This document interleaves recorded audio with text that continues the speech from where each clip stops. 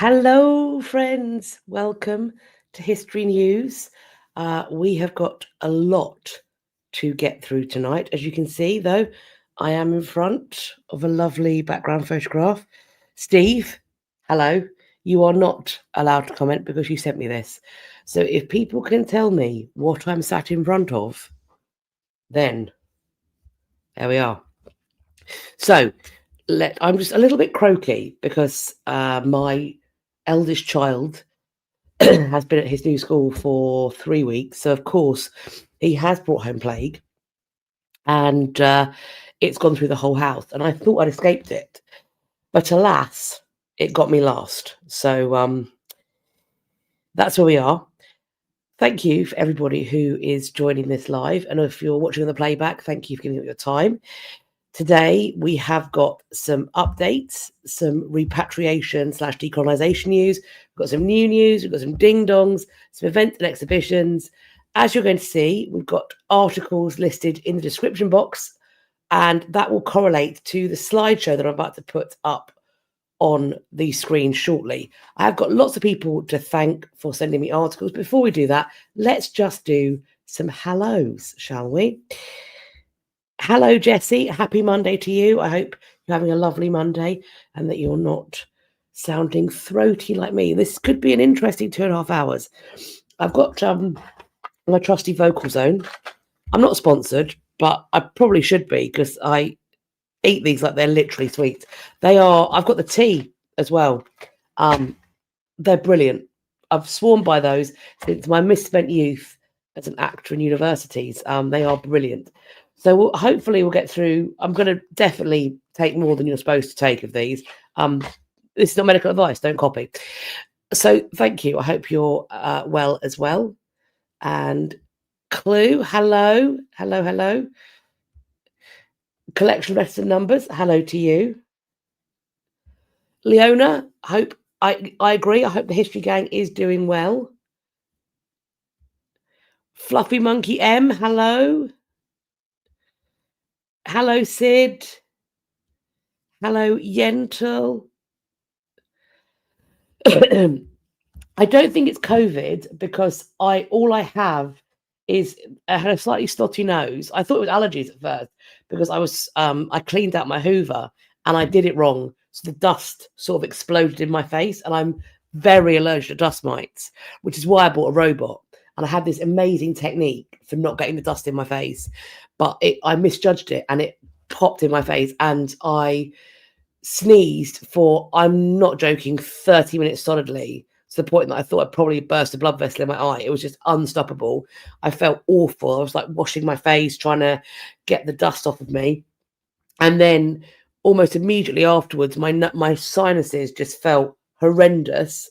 And so I'm not sure if this actually isn't the aftermath of allergies, but equally the kids were sick. So I don't feel ill enough for it to be COVID, put it that way. Thanks, Steve, for saying Stum. Hello, Coco. Thank you for joining. Wheezy, hello. I'm glad that you made it to the live, Kathleen. Thank you so much. Estrag Nasty. Yep, history it is. That's what we're here for. Hello, hello. Ginger Tom's mum. Happy birthday. Hooray. I hope you're having a great birthday. Hello, Prunella. Hello, indeed. Crazy artist lady. Well, it's lovely to have you back. Put that back in my mouth. Thank you very much for making the time to join us. Lovely to see so many of you. Now, have we got any guesses as to where I am sat in front of? I haven't seen any of those pop up. Any guesses as to what I'm sat in front of? Well, as I can't see any coming through, I am going to tell you where Steve has sent me today. The background he has provided, I believe it's pronounced Wycollar Hall. It could be Whitcollar Hall. And yeah, Steve, I didn't see anybody get it. Have I pronounced that right? Is it Wycollar Hall or Wickoller Hall. It's and I saw, I don't know what the story is of this. I don't know why. So this the first one was correct. So it's Wycoller Hall. Now, Steve, I don't know. Have you heard about this? That it's supposed to be, or it's thought to be, the inspiration for the house in Jane Eyre. That's something that I heard because it is a fantastic ruin. And the photos you sent were amazing and lovely to see to have the drone video. I hope your drone is doing well following its crash or can be replaced. So thank you for sending that to me. Now then, I have seen a few news items coming in today, but I'd already made up the slideshow. So if we haven't covered it today, if those news items come in, they will be in next month.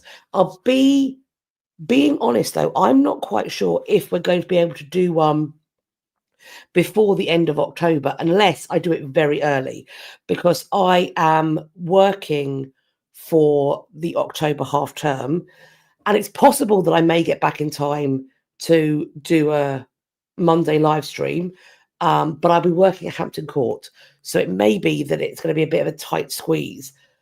Possibly I could do it a bit later. So I'm just flagging it up that the October one may actually have to run in and be a weird day at the start of November. So sorry about that, but I will keep you all posted. In the meantime, I have got lots of people to say thank you to for sending news items. So let's hop right in to that. Thank you to Elverta, Kathy, Jessie, Hannah, Janet, Beth, Daniella, Yvonne, Elaine, Liliana, Deb, Sarah, Becky, Jenna, Joe, Shane, Alicia, Missy G, Nancy, Steve, and Count Balerion. Thank you so much for sending me all of these wonderful news items. And we're going to start with some updates. And this is on the Bayeux Tapestry and its transfer for a temporary exhibition in London at the British Museum. Now, there are questions about whether or not the tapestry is strong enough to withhold and withstand this transportation. French experts have said that it may not be, and they are petitioning Emmanuel Macron to reverse the loan decision. Apparently, there has been 60,000 signatures saying that it should not be transported.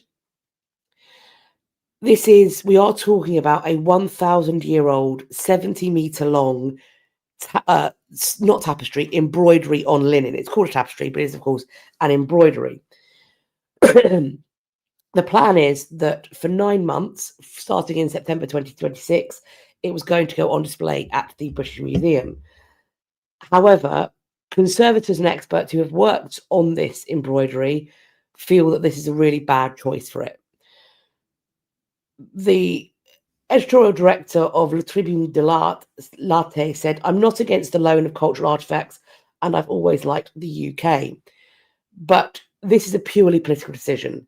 Here is an extraordinary work of art, a wholly unique historical document, an artifact without equivalent anywhere, and which expert opinion agrees overwhelmingly cannot travel. It's not complicated." So this has been in discussions for a long time, because obviously what is depicted in the Bayeux Tapestry shows a combination of events that occurred in northern France, but then also equally in and around the Hastings and London area. So I see, obviously, I am in favour of the loan coming here, but only if the embroidery is in fact strong enough to make the journey, survive it, and then bearing in mind we are talking just 9 months, it's then got to travel back. So do we agree with the experts that maybe this isn't a good idea? And if they're all saying it's not a good idea, perhaps we should listen to that. Curators and restorers who have worked or are working on the tapestry have spoken of their disbelief and concern. One conservator said, quote, "We fell off our chairs when we heard. It's the opposite of all we had prepared for. Any movement at all of the canvas in a state of absolute fragility was fraught with risk and an incredibly delicate operation. In its most fragile state, with its stabling lining already removed, and before its restoration." So essentially, they need to do restoration work on this piece before it could be done. So it's apparently in an even more fragile state than it would normally be. There are weak spots that might be strained. One who wants to remain anonymous said, quote, "It's discrediting our profession. Not listening to us is like saying we're useless. Tears would not be repaired for reasons of authenticity." A report by 8 antique textile experts back in 2022 recommended a full restoration. They identified over 24,000 stains, 16,500 creases, over 9,500 deficiencies, and 30 non-stabilized tears. And pre-restoration study in 2021 advised strongly against transporting the tapestry over a long distance. The longer the time frame for micro alterations to occur, the greater the risk that visible and irreversible damages will appear. So these experts' testimonies, if you will, are not being listened to for whatever reason.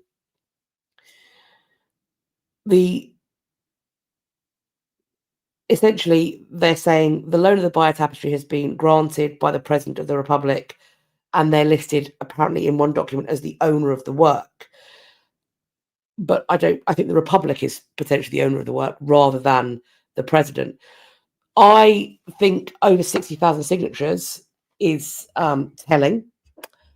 I suppose we're going to have to wait and see where this goes.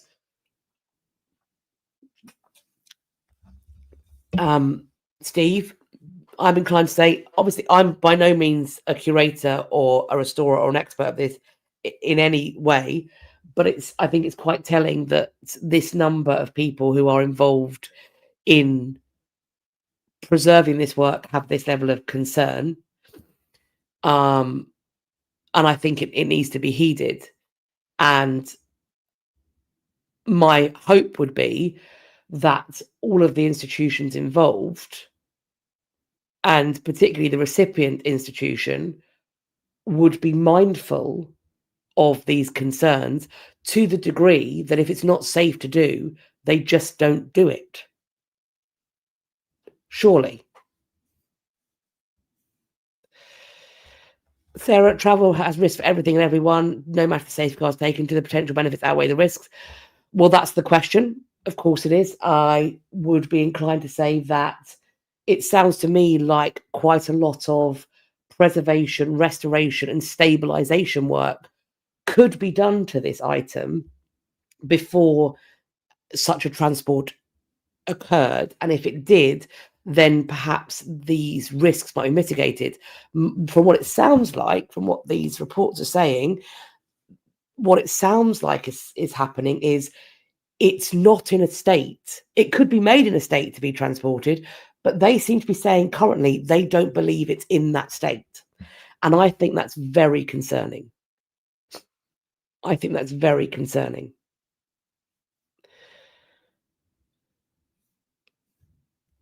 Collective, we've got something similar in our museum. I'm cringing at the idea of transporting this beast.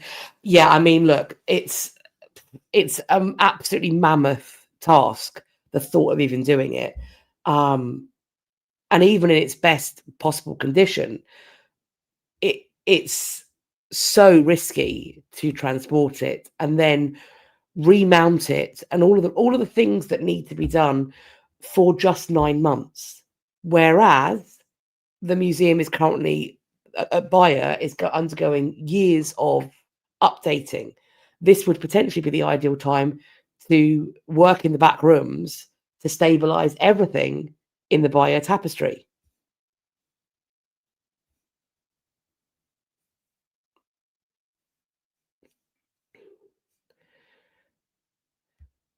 A lot of people saying that they made a replica long ago. Why not just display that? Well, we have questions about replicas, don't we? I'm of the opinion that replicas are totally fine. but seemingly not in this case. Crazy Arch Lady asked, is it not en route now, arrival tomorrow? Is that the case? This news piece is from Saturday the 30th of August. I'm not sure what date it's supposed to be travelling.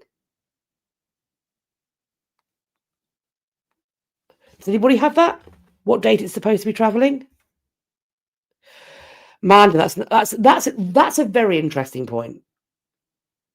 Because presumably for this to have happened, more than one insurer would have had to sign off. So where are they getting their information from?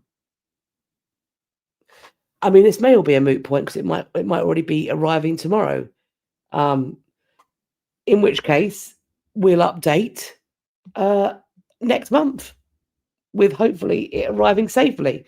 Whatever happens, I hope it is done in a way that it can be as safe as possible, wherever it is, and that it can be preserved for eyes to look upon it for many, many more centuries.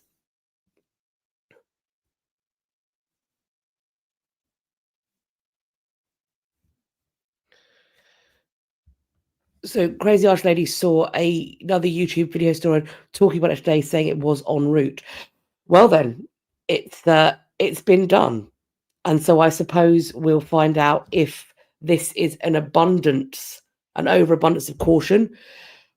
I hope so, because the alternative is the Conservatives in France were right, and we're going to have a Marilyn Monroe's dress situation, albeit arguably on a far larger and potentially more devastating scale. I really hope that if it is en route, that the French Conservatives are in this case proved to be overly cautious. We have an update. There was a tree ring count that reveals the true age of the Sycamore Gap tree that was, of course, felled illegally. Scientists from Historic England have carried out a detailed analysis of the tree's age, and this study has found that there were between 100 and 120 growth rings between the two main stems, meaning that this was likely planted in the late 19th century.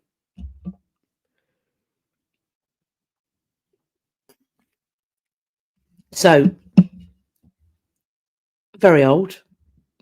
And once again, devastating that it was cut down. Seemingly, we still don't really know the reason, apart from some nonsense between two guys who are now doing time for it. What a waste altogether.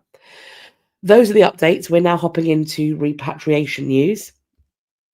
And this is another totem pole that's being repatriated, this time after 80 years. This totem pole was originally moved from the Niska territory in northwestern British Columbia. The families that used to live along the Nass River, and their poles, their stories, their beings would be placed in front of the longhouses of the family. This pole has been in the Museum of Anthropology in Vancouver since 1947. It was purchased during the Canadian government's ban on the potlatch, and at a time where Indigenous people were experiencing great financial hardships and their children were being taken to residential schools. So the quote is, even if our records indicate a purchase, we still need to be mindful about the ways that it was actually acquired, that if you force a community into poverty, they will sell things that are meaningful to them in order to feed themselves and their families.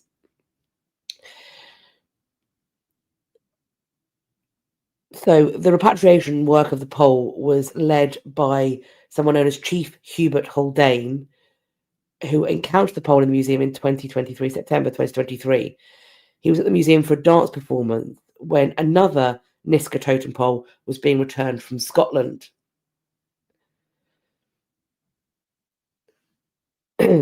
So within 6 months of requesting this particular pole to be returned, the museum had agreed to return it.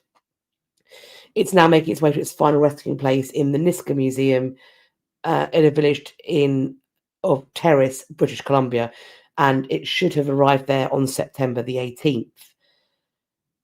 Moore, who saw the pole for the first time during the pole's blessing ceremony, said he was in awe seeing the carving work from a century ago. So that's wonderful that is returning back to the community where it belongs. Next up, I've got 3 articles all dealing with the same story because it's sort of updated bit by bit by bit. So we have this story, which a lot of you sent me, and it started off, we heard that an artwork that was on the register of pieces that were looted by the Nazis popped up in an estate agent's ad. So this is a piece that was listed as being stolen from a Jewish art dealer in Amsterdam. This is in a property in Buenos Aires, and of course we do know that a lot of Nazis did flee over there. So this property was up for sale, and this piece was there. Then we learnt that people then went to search the house for this. Argentine police officers raided the house, owned by the daughter of the Nazi Friedrich Kardien, and they turned up, and funnily enough, the painting had disappeared. The individuals involved said they had no idea where it was. Presumably, they hid it somewhere. Then we got another update that it had been recovered. The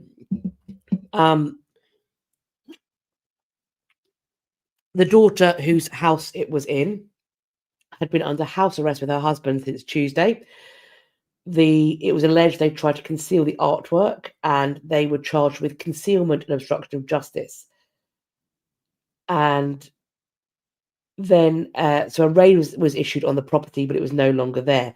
Police did seize 2 unlicensed firearms and 2 mobile phones. Then there were additional raids on Monday that found 2 other paintings that the prosecutors think could date back to the 19th century. There were also several drawings and engravings. Now they're looking to see whether those were looted during the Second World War.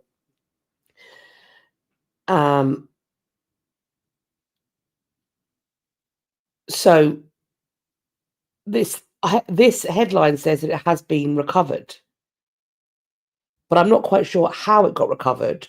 I'm assuming it was in the house somewhere. This article doesn't make it clear, but they have it.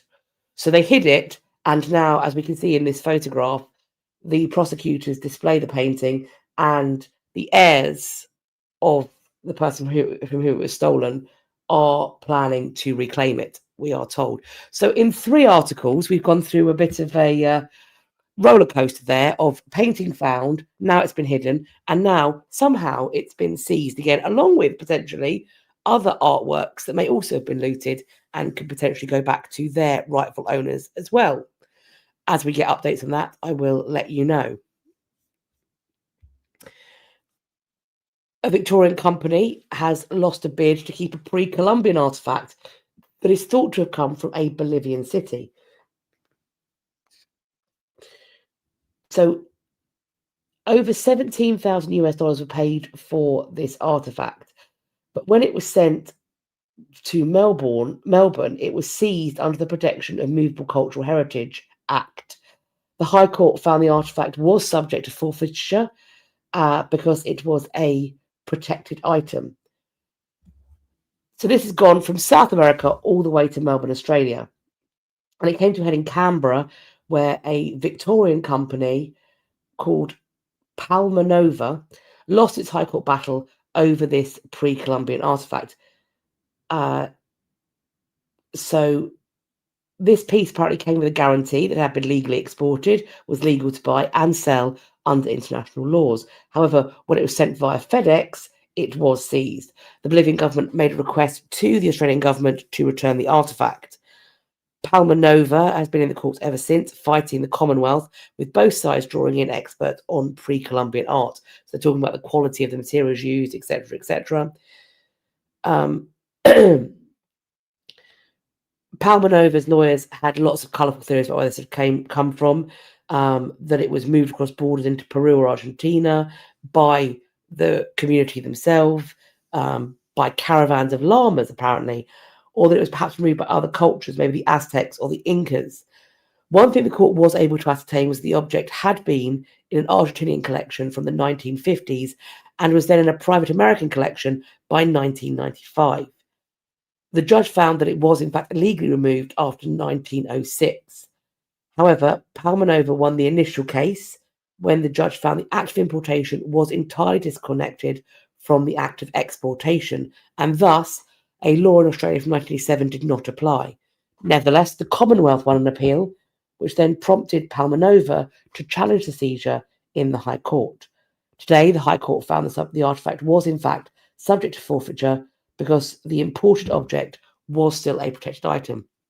And so that means, presumably, it will be going back to where it belongs.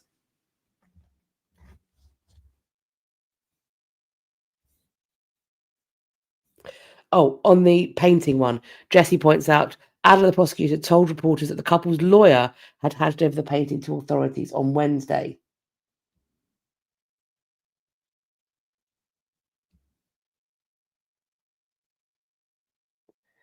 Thank you. They've missed that out of this. They've missed that out of this article. Or maybe I chopped it and missed it. Oh, maybe I missed a bit of the article. That's fairly yes, in the article I have, I can't see that. So it's possible I chopped sent it out by mistake, because that is fairly integral. Because I was like, it says it's been reclaimed, but it doesn't say how in the article. But the couple's lawyer handed over, because of course they were under house arrest. So potentially then they managed to get it off of the premises somewhere or other. So Jessie found it on the NBC's website. Thank you so much for updating. That's very useful. Audio power user, you're a Melbourne person, hadn't heard of this case. Yeah, I mean, it's a great look at this really interesting item. It's made from black basalt. Isn't it cool? Very cool, but certainly cooler when it is where it belongs.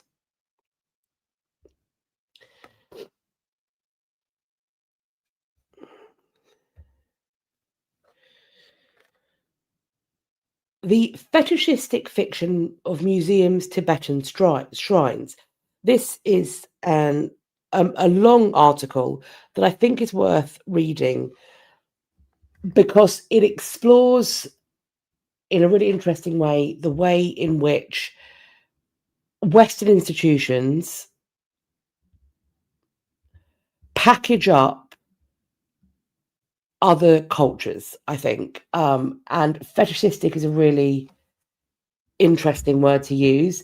This article talks about how institutions peddle a Western aesthetic of traditional Tibetan shrines without scholarly backing, negating their limitless lived variety. This article begins, if American museums were the only source of information about Tibetan Buddhist shrines, one would come away with the impression that shrines are elaborate, pristine environments layered with thanga paintings and silken finery amidst rows of statuary and ritual objects organized atop beautifully crafted wooden furniture. The article goes on, and essentially it talks about the way in which museums choose to display and depict artifacts, and what that can, by taking them out of their, in quotes, natural context, what that may potentially do to those works and how they are viewed by the public that are seeing them. I think it's a really interesting read, and I recommend looking into it, because for me, it very much leans into this question of why repatriation is so necessary, because when you divorce an artifact from its culture and community, and when you also deny the experts in that culture and community any say in how it is displayed, you do something fundamental to the piece. You steal something from it, I think. And it feels like a very spiritual way to approach it. And I'm not even sure that's what I believe, but there is something essential. If objects have a soul or the equivalent, I mean, language is limited, but I hope you know what I'm getting at here. There is something essential about the context in which items are presented. And I think that's... So for an example here, maybe, of this is when I walk into the Great Hall at Hampton Court Palace and I see the Abraham tapestries, there is something living about them. This is, I'm aware this sounds really like woo-woo. And it's mostly because I can't really find the words to express what I mean, but I hope it's going to come across as what I'm saying with some kind of clarity. I have seen tapestries beautifully displayed in museums like the V&A. I've seen them behind glass under perfect museum lights with boards that tell you every aspect of the story. But there's something about walking into a room where there's just a rope at sort of shin height. Is it the safest place established to be? Maybe not. Maybe not. But are they alive there? And that's a weird way of putting it. Are they alive there? Is the way I'm going to put it. Yes. Yeah, they are. And so I only think that must be even more extreme in cases of things where they haven't just been taken out of their home in terms of a building or wherever. They've been taken out of their nation and their culture. And so, yeah, I think that's why that's one of the reasons why I'm so in favor of repatriation.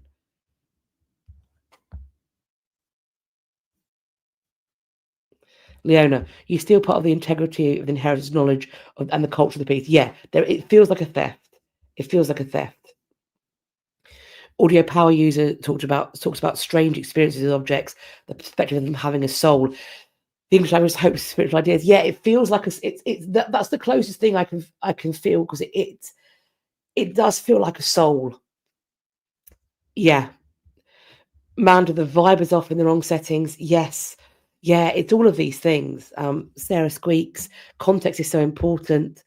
Display choices make a difference about how they're perceived and remembered. And I think that's the thing, is if you see, like, for example, a stack of Tibetan shrine objects displayed in a group, you might think that that's how they would look if you saw them in Tibet, maybe.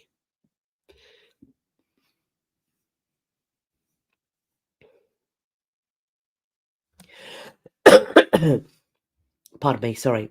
Ricky, history is a living thing, and the improper lens of the portrait of history is askew. So those who know the context should be the ones dictating and guiding the focus. I wholeheartedly agree. I think this is one of the things. Even if repatriation, if it means items going back from whence they came, if that is the best case scenario for the object, for the community, whatever. But in some cases, it won't be. In some cases, it won't be. However, that doesn't mean repatriation can't occur, because we can recognize ownership.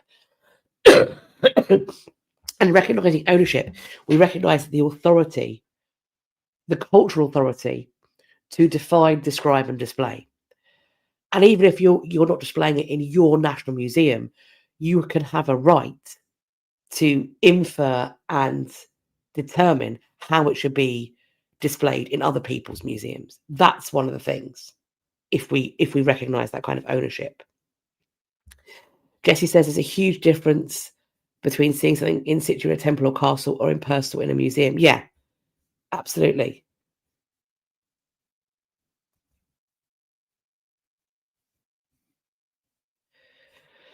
Heather asked, does Tibet have a major tourism industry? I don't know, but in that in itself, these items are religious. So perhaps the question should be, does Tibet have a thriving faith? Yeah. Are these items part of that? Yeah. Should they perhaps be there where they can be used in those ways? Is that what Tibet's asking for? Does it matter whether tourist eyes will fall on them if they are performing their function?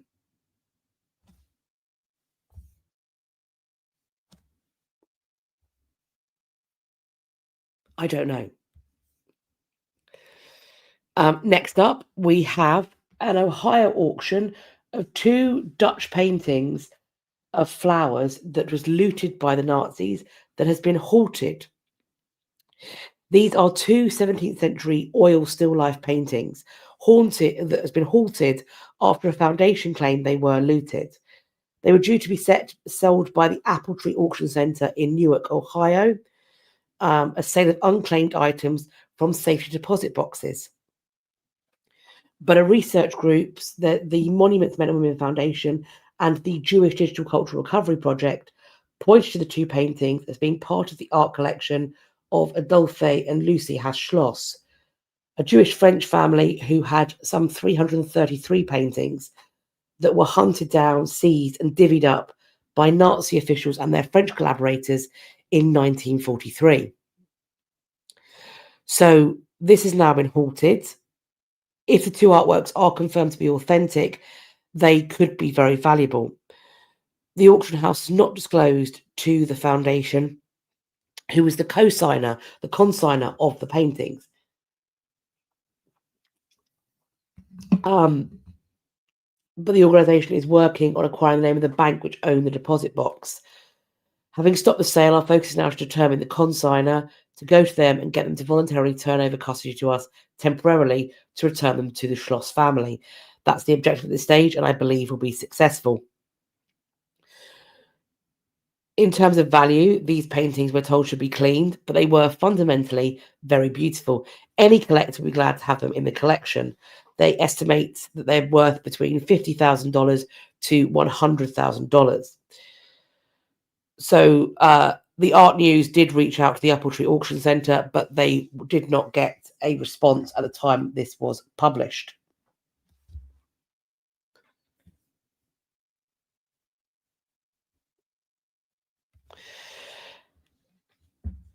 Another interesting article, Repatriation or Political Theatre, How the Return of Stolen Artifacts Can Distort History.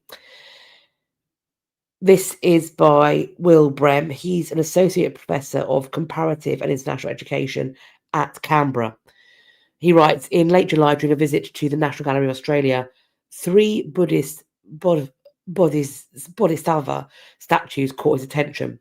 They were created in the ancient Champa kingdom that flourished between the 2nd to the 19th centuries across present-day Vietnam, Cambodia, and Laos. They were purchased by the National Gallery in 2011 before being repatriated to the Kingdom of Cambodia in 2023. But this Champa kingdom bore little resemblance to Cambodia's current borders. What does repatriation mean when the political geography of the place has entirely transformed? And that's a really interesting question. When something was looted from a certain place and that place no longer exists or doesn't exist in a way that's recognizable, the decision to return these to Cambodia, but to exclude Vietnam and Laos, he says, highlights how contemporary politics shape our understanding of cultural heritage. The Sham people are an ethnic minority in Cambodia, Vietnam, and Laos. In Cambodia, they have been marginalized by the ruling government ethno-religious vision of the country. The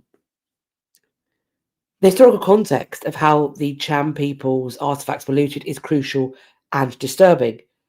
This looting actually took place, though, in the 1990s after the Khmer Rouge was overthrown by the precursor of the present-day Cambodian People's Party.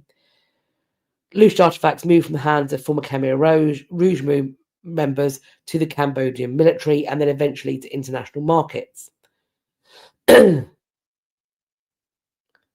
So, after retreating to border forests in 1979, the Khmer Rouge began systemic illegal timber logging, selling the wood throughout Thailand, Cambodia, etc. The connections between logging and looting are striking. Both are illegal acts by former Khmer Rouge soldiers that enrich ruling parties. Historical context transforms repatriation's meaning. Rather than restoring cultural heritage to rightful guardians, these ceremonies may serve as elaborate exercises in political laundering, allowing those who profited from cultural destruction to rebrand themselves as cultural preservationists. The implications of this extend far beyond Cambodia. In a world where borders have been redrawn countless times and where many cultural traditions transcend boundaries, we need new frameworks for thinking about cultural heritage. Perhaps seeking genuine cultural justice requires acknowledging complexity rather than seeking simple solution. Instead of asking what modern day nation deserves the artifacts, we might ask, how can cultural heritage serve all peoples who share connections to it? These three statues remind us that repatriation is never simply about returning objects to their rightful place. It's about who gets to define that place, whose version of history becomes officially sanctioned, and whether cultural justice might sometimes serve to obscure rather than remedy historical injustice. And that is with all of these questions of repatriation, every time I touch upon it, the issue becomes more complex for me. And because of course, when I think about the Benin bronzes, and they're going back potentially to the Edo State Museum, because Benin and Edo State and they are culturally different now to what they were then. So do you return the items to the place where geographically they came from and where culturally the craft is still practiced, or does something else happen? And also, who gets to decide that? Whose job is it to figure that out? And so it does just become so much more complex. And I think for me, the only thing I will say in the face of these complexities is the answer is not paralysis. The answer is striving forward mindfully and having hard conversations. Having tough conversations about who we are and who gets to decide things and when. Thank you. My husband just brought me some water down. You can hear me coughing. He's just come round from behind the screen. Thank you. How we can have those decisions. And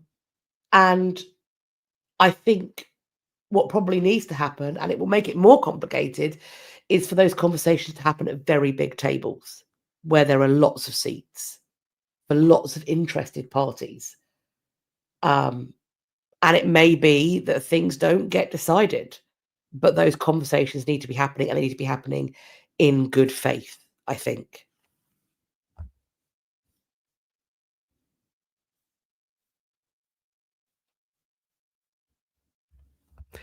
Hello, Samantha. Welcome. Winter repatriations. But this is our last repatriation. We are now going to be hopping in to some new news. Amanda Stanton and disinterested third parties to media. And then there again is potentially the rub. Because I think as we're all seeing whatever particular maelstrom is going on internationally, locally, are there any actually disinterested parties? Because as much as people might rail against the idea of globalization, I think that we are, however much people might dislike it, we are so reliant on one another. Our governments are so reliant on each other. I don't know if it's possible that anybody's a disinterested party. So how does one find those is another question that should also be asked, confronted, and somehow leveled out. I will keep updating because I As well as finding repatriation, I mean, you may have noticed it has become a particular soapbox of mine for many reasons. But one of the reasons that I like talking about it so much is not only do I want to put my two penneth in about how vital it is for it to happen, but also because my views on it are evolving and I think maturing every time I talk about it. I pick up new perspectives, and I really like having that discussion because, as with so many things that I talk about, I come from it of a place of interest and some knowledge, but not expertise. There are some things I'm an expert in, but not repatriation by any means. And so I ask questions as an educated observer, but not an expert. And I feel like every time I do, I learn something about this, but also about myself and about the way I have been socialized to view the world. And every article like this that I am sent, that I then read, it makes me just recalibrate my thinking a little bit. And I do think that the way you think about things like repatriation and cultural heritage and ownership and those kinds of authorities and autonomies, recalibrating that does recalibrate the way you think about your own culture, your relationship to race, class, nationality, patriotism, and that can be no bad thing. That can be no bad thing.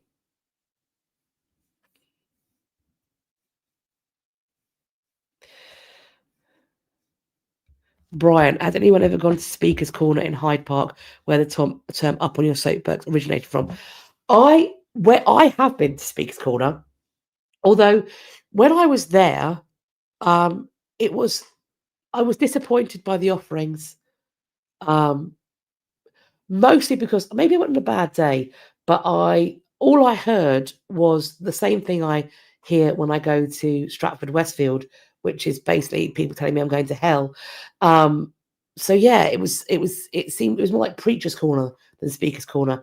But yes, I have been to Speaker's Corner.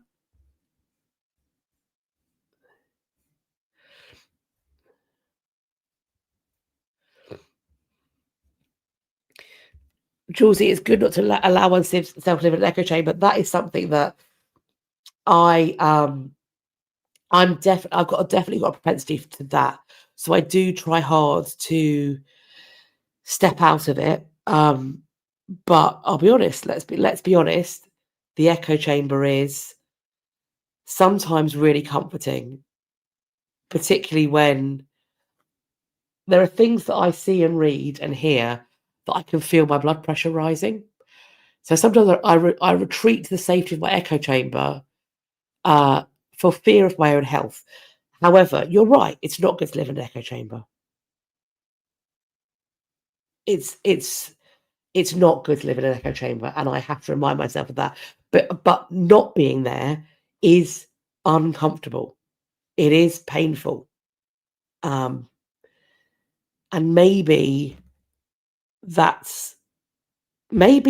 you know what? Maybe we are in the position we are, she says, gesturing wildly to everything. Maybe we are in the position we are because far too many of us are unwilling to go through discomfort, or we'll see. And I think that's human, isn't it? But where there are so many options for many of us to avoid discomfort. You know, there's heating in our homes. We've got coats, aircon, cars, convenience food, whatever. Death is sanitized, birth is sanitized. Maybe we're in the position we're in because we have found so many ways to avoid discomfort that when it comes to the discomfort of thought, we also avoid that too. And that potentially has polarized us to the point where, for those who seek to divide us, for those whom it is profitable to divide us, we are right where they need us to be, because we're kept just comfortable enough. Am I delving fully into conspiracy theory now? Maybe. Let's hop into the new news.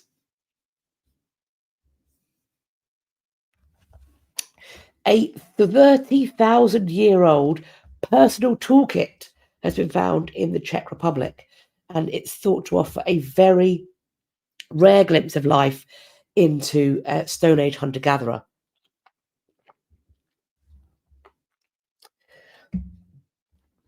This is a cluster of artifacts that was found in 2021.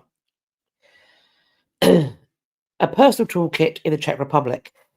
This is at the excavation site, Paleolithic site, Milovice 4. We've got 29 stone blades and bladelets. I don't know what the difference between a blade and a bladelet is, but I imagine that one is smaller than the other, and I'm guessing the bladelet is the smaller one. It's believed these tools were bundled together when deposited, likely in a container or case made from some kind of perishable material. As Steve says, a Stone Age Swiss Army knife seems that's a very good way of putting it.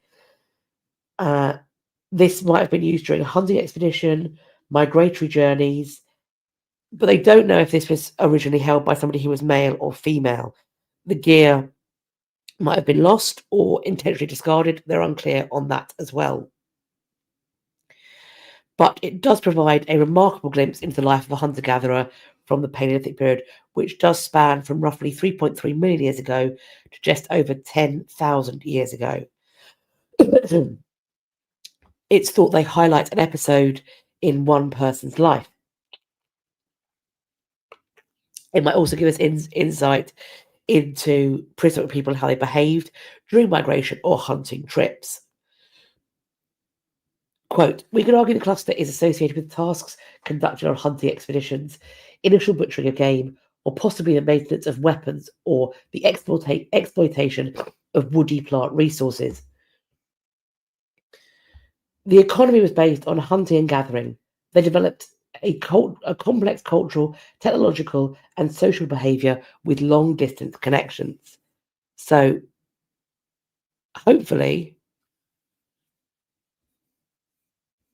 Leonis points out a blade is long and sharp. A bladelet is small, less than 12 millimeters, and not as sharp. Thank you. So, hopefully, they're going to tell us more about that. And maybe more finds will come about. Maybe they'll find another one or additional tools. Excuse me, I'm getting out another vocal zone. Let's overdose on these. It's right, they're cough sweets. I don't think you can overdose.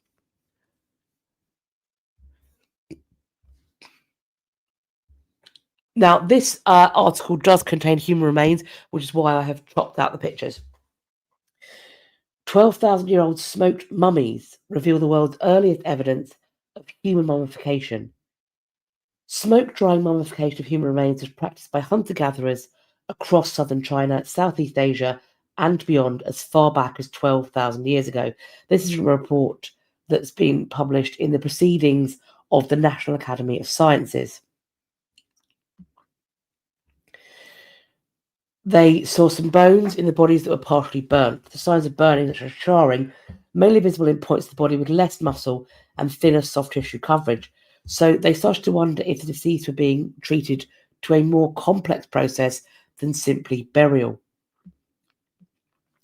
In September 2017, they took a break and they were talking about what might be going on. And the research says, I remember blurting out, half jokingly, genuinely curious, could these burials be similar to the smoked mummies of Papua New Guinea? They thought about the idea, and then they began to look at photographs of modern smoke dry mummifications. Then in 2019, they went to Papua in Indonesia to observe several modern smoked mummies. Then when COVID hit, they were subject to travel restrictions, so they couldn't travel anywhere. But they did test the bones from 54 burials across 11 sites using 2 independent lab techniques, one X-ray diffraction and Fourier transform infrared spectroscopy.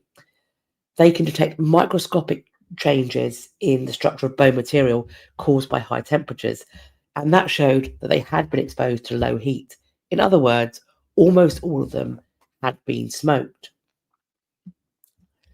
We're told this tradition echoes a truth as old as humanity itself, the timeless longing that families and loved ones might be bound together forever, carried across the ages, in whatever form that togetherness may endure. How fascinating.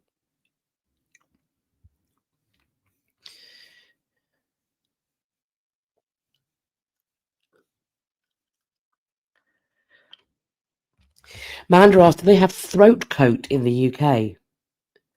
I haven't heard of that. Maybe. Any UK friends use it? I mean, I'll be honest, the vocal zone they're pretty foul in terms of it's a powerful menthol situation. But the ones in the red packets are even worse. The lemon ones are slightly better in terms of taste. Make of Monarchies is lowering the tone. Thank you very much for that. At first, I also read throat coat way differently, but that is because our minds are in the gutter. And that's why. Archaeologists in Peru have discovered a 3D mural that could date back 4,000 years. And I think we've got a picture of it here. A multicolored three-dimensional wall that could date back 4,000 years. And this has shifted archaeological understanding about the first civilization in the Americas. They refer to the centerpiece of a 3 by 6 meter wall carving, which has got a large bird of prey with outstretched wings. Its head has been adorned with three-dimensional diamond motifs that visually align the south and north faces of the mural. It's got high relief friezes with designs in blue, yellow, red, and black. And it looks amazing.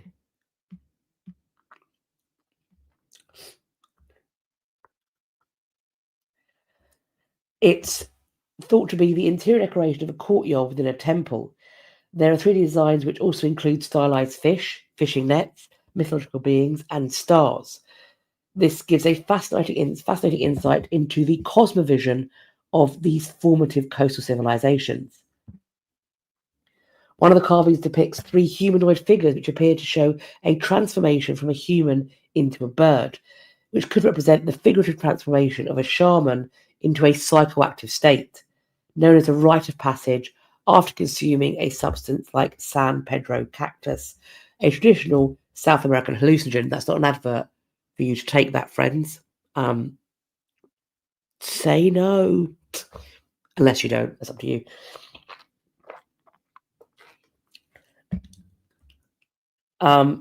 The use of ceremonial hallucinogens inside the tunnels has been detailed in this 2,500-year-old temple complex.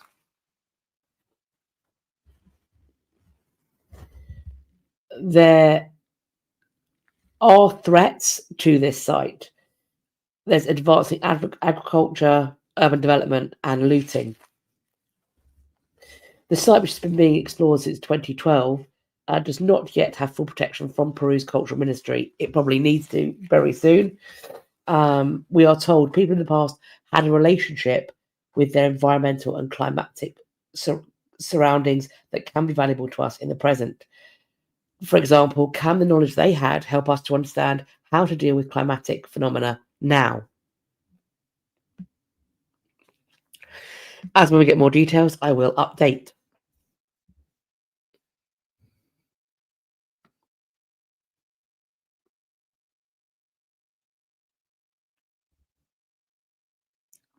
I'm gonna look back on these comments to see about the throat sweep thing, because I'm hoping I'll be recovered soon.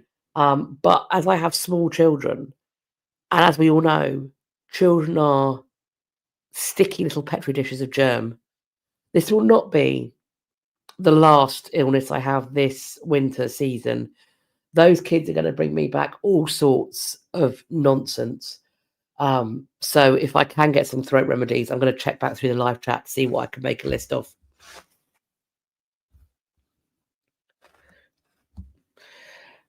A beetle necklace, we're told, might have been a funerary gift for a deceased child. The reports that a necklace made from insects might have been intended for a child who died more than 2,500 years ago. This was found at a site in Poland. One vessel excavated from the burial grave, known as Grave 543, held the remains of a 9 to 10-year-old child, along with a burnt sheep or goat's bones, fragments of birch bark, and a bronze harp-shaped fibula. I don't know what that means. A bronze harp-shaped fibula. Am I going mad? Isn't a fibula a bone in your leg? Have I made that up?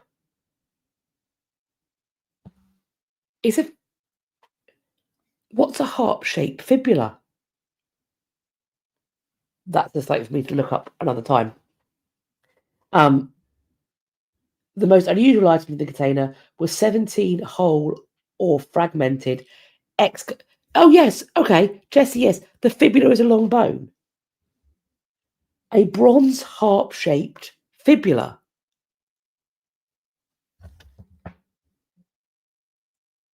Is it also an instrument, maybe?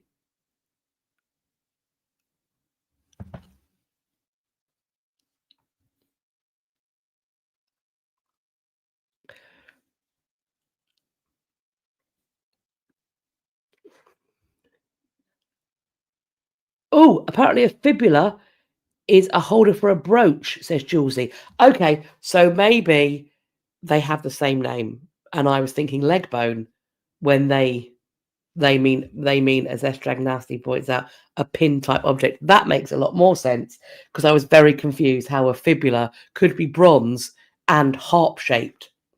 There we go. That's how. Thank you very much. So we also have 17 whole or fragmented exoskeletons from the beetle species Phyllobius viridicolus. The head, legs, and abdomen of the insects had been removed, and they appeared to be intentionally deposited in the grave.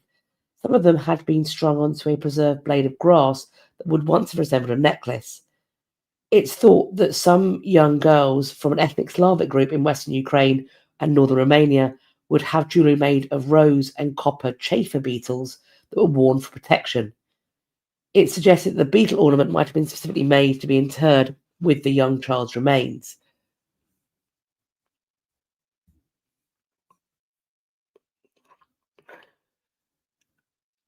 So there we go.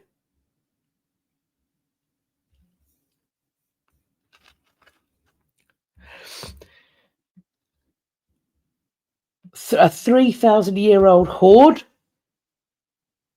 has been located. Nine neatly packed items, including 6 bracelets, has been unearthed around near to several Bronze Age houses at a building site near Rosemarkie. It's a small village on the Moray Firth. The mystery is not so much why the hoard was buried, but why the time never came for this community to retrieve their valuable belongings.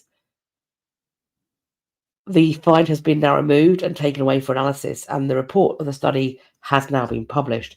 It was found to contain bronze objects that had been stacked one on top of each other that were well preserved.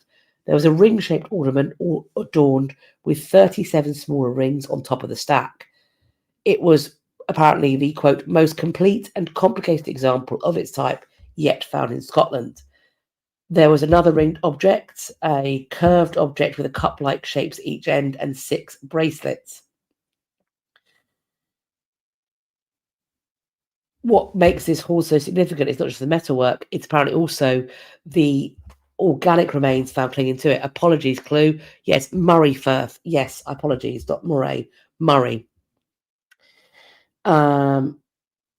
Detailed examination of the radiocarbon dates of the organic remains found clinging to this hoard suggests that the different roundhouses were not all occupied at the same time, but represent a small community, perhaps a family lineage building successive roundhouses, occupying different spaces in different periods across the site.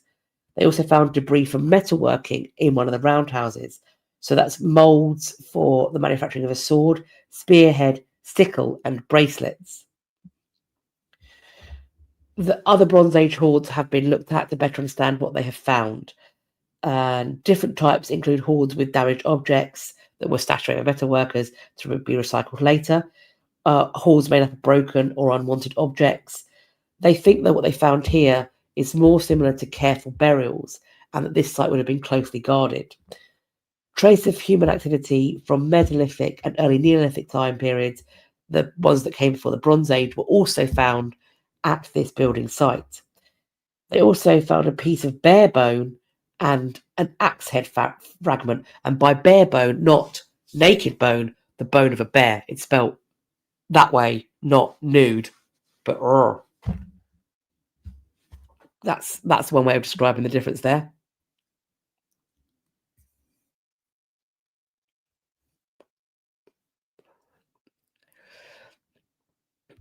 Jessie, maybe the beetle necklace would be similar to a scarab necklace from Egypt. Well, of course, the carved scarab bead is there for its protective or talismanic properties. So clearly there is a correlation between the notion of beetles and bugs and protective stuff that's going on across communities and cultures.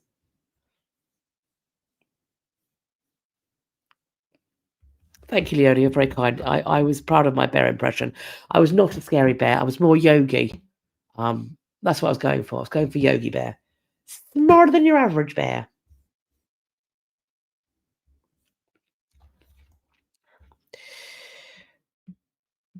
Archaeologists think they've solved the mystery of who the woman depicted by this marble statue might be.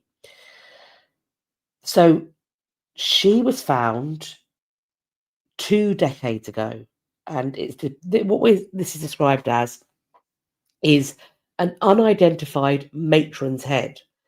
Now they think they found who this Roman woman might have been. She has been identified as, I'm going to say, Laodice, an elite woman who belonged to one of the most influential families in Knossos during the 2nd century CE. This was founded originally as a Greek colony in the 5th century BCE, but then became an outpost of the Roman and Byzantine, however you want to pronounce it, empire.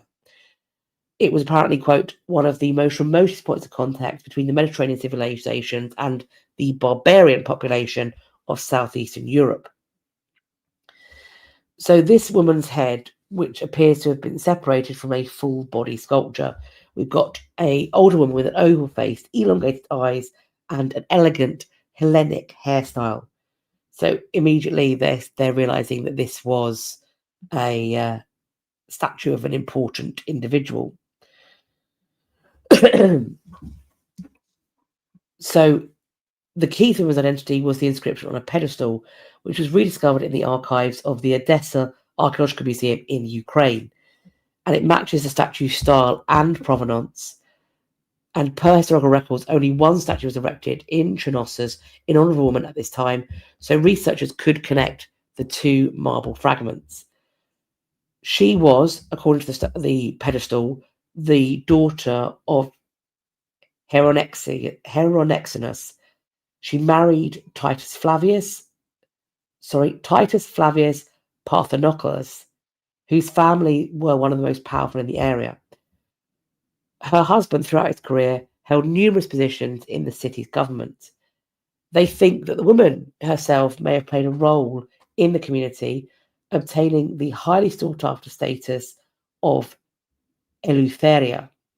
This granted the ancient city the independence to administer its own affairs and issue currency and collect taxes, and they think that she was involved in this. They cautiously assumed that her role in achieving self-governance inspired the city to erect the statue in her honour with a laudatory inscription. We're told, quote, the findings of this study have demonstrated that matrons exercised significant influence and played an active role in political life, both within the confines of Rome and beyond its borders in the 1st century CE, the paper concludes. Wheezy, well, no artist sculpts statues of unimportant individuals. They don't, for the most part, today either. So, yes, I think it's fair to say that she was somebody of import. And also, it's very clear that in whatever various histories may want us to believe, across time, women have held sway and held influence. Roman emperors would not be so willing to switch up, cautious of, prepared to do away with their wives and or mothers, or the mothers of their enemies, the wives of their enemies, if women held no power. They are more than talismanic. They are more than decorative. We are now, and we always have been. Jessie, they should have sculpted more dogs. I absolutely agree. Has anybody been to Edinburgh and seen Greyfriars Bobby? I love a bit of Greyfriars Bobby. That is a fine dog statue, if ever there were one. If you haven't seen it, when you go to Edinburgh, do make sure that you find the statue of Greyfriars Bobby.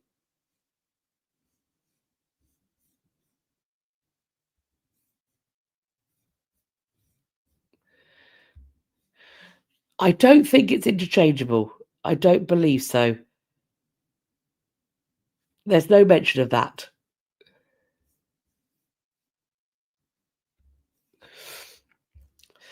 On the topic of statues, a statuette of a comic actor. This is a 2,000-year-old one. It's a Roman actor having a fart. Now, the power of the fart to entertain is not solely held in the butt of a toddler, because one of the most famous medieval court entertainers was a man by the name of Roland the Farter. And apparently his special skill was that he could whistle, leap, and fart on cue. I believe all at once. Obviously, he was very confident of his sphincter, because I think when you're jumping in the air, whistling and farting, that is asking for an accident. But here we have a statuette of a comedic actor doing a fart. Ancient Romans often depicted men as toga-clad or heavily armoured, going about serious business. But this is a bronze statuette of a comic actor making fart noises while thrusting at his backside, showing the Roman cilia side. So he's making the fart noise with his mouth, not his butt, because clearly he hasn't got Roland skills. He hasn't got the butt skills to pay the bills. This one is in the J. Paul Getty Museum in the Pacific Palisades in California. It is only 2.4 inches or 6 centimeters tall, and it's thought to have been made in the 1st or early 2nd century AD. We've got in it, we've got a chubby man wearing a comic mask and a bodysuit with a crosshatch pattern. He squats, projecting out his bum, which he grasps with his left hand. He sticks 2 fingers in the corner of his mouth, presumably to help him make a fart noise. And apparently the bodysuit he's wearing is decorated with an embroidered anus as well, and an enormous dangling phallus made out of cloth, which was a typical accessory if actually the Greek comedies as well as Roman comedies. So a phallus, and he's got the added benefit of a sewn-on anus too. Spectacular. I'll take 20 of them. The Romans loved crude humour like we don't. Let's not pretend that we're just highbrow, because let's be clear. If we're in a public place and somebody pops and we hear it and it's a loud one, everyone's laughing. I don't care. Everyone is at least smiling. Most people are laughing. The sound of a fart when you are not expecting it is hilarious. Hilarious. So there we go. Sarah squeaks, I have shares on with the nibblings. They'll get a laugh at this, as they should. Frankly, I think the Getty should make replicas of this to sell around. Steve, it probably should have been a ding dong, actually, considering that in addition to the fart, there is, of course, the phallus. But I put it in earlier than ding dong. Holocomification, a guest pass. Excellent. Spectacular work.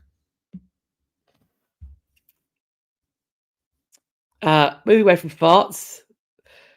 It's like okay. I also want a replica. That would go on my took shelf among my guilt gifts. So delightfully. So delightfully. And you know what I've just remembered?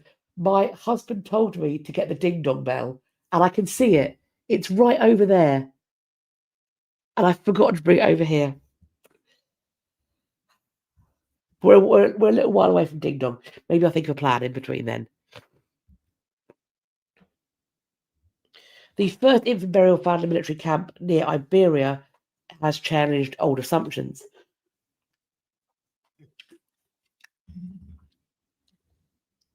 Archaeologists have unearthed what they think is the first known infant burial ever found in a Roman military camp in Iberia.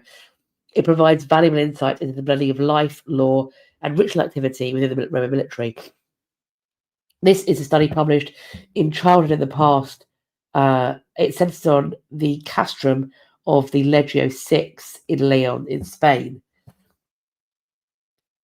Infant graves in a military context are extremely rare, with there being confirmed cases at Hadrian's Wall forts and in nearby settlements, but not within barracks. The Leon example is therefore unique, especially since it was placed near a doorway in a soldier's workplace. This infant was born around term at around 38 to 42 weeks, but some of the bones, including parts of the pelvis and skull, were not fully formed. So this is symptomatic, we're told, of stress, illness, or poor nutrition during pregnancy. There were no external injuries visible, so infanticide can be excluded, but smothering or exposure to death would not leave skeletal traces. The burial dates to between 47 BCE to 61 CE. I can see people calling out for Jamie to come down. Alas, I did hear the smallest sproglet start stirring, so I fear he may be nap trapped currently. The boys are now sharing a room. Fortunately, the elder one, once he's asleep, is bomb-proof. So when the younger one starts squawking for milk, a fart, a cuddle, the blood of his enemies, whatever he's looking for, it doesn't wake the older one up. So that's a very good thing. But it does wake me and Dad up. So currently, I think he's probably trying to pat him back to sleep.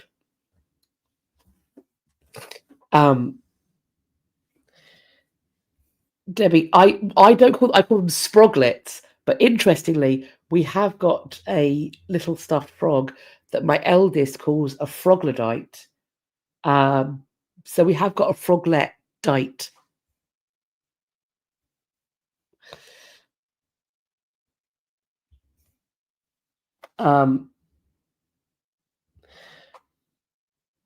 The presence of everyday items linked to family life, such as shoes and personal items, suggest that many of these garrisons contained women and children. But this burial placement is unconventional. However, it can be explained through Roman spiritual views. Infants who died at or shortly after birth were thought to have powerful souls that could affect the living. Burial of remains under a threshold was believed to present harm to the structure and the individuals who worked within it. These foundation burials, usually animals but sometimes human, were common in Roman construction rituals, marking a shift from the profane to sacred space. The Leon discovery challenges assumptions that life in the Roman army was rigidly separate from domestic and religious spheres. Instead, it's a more complex scenario, one where soldiers, families, and spiritual practices intersected in the same spaces that empires, legions lived and worked.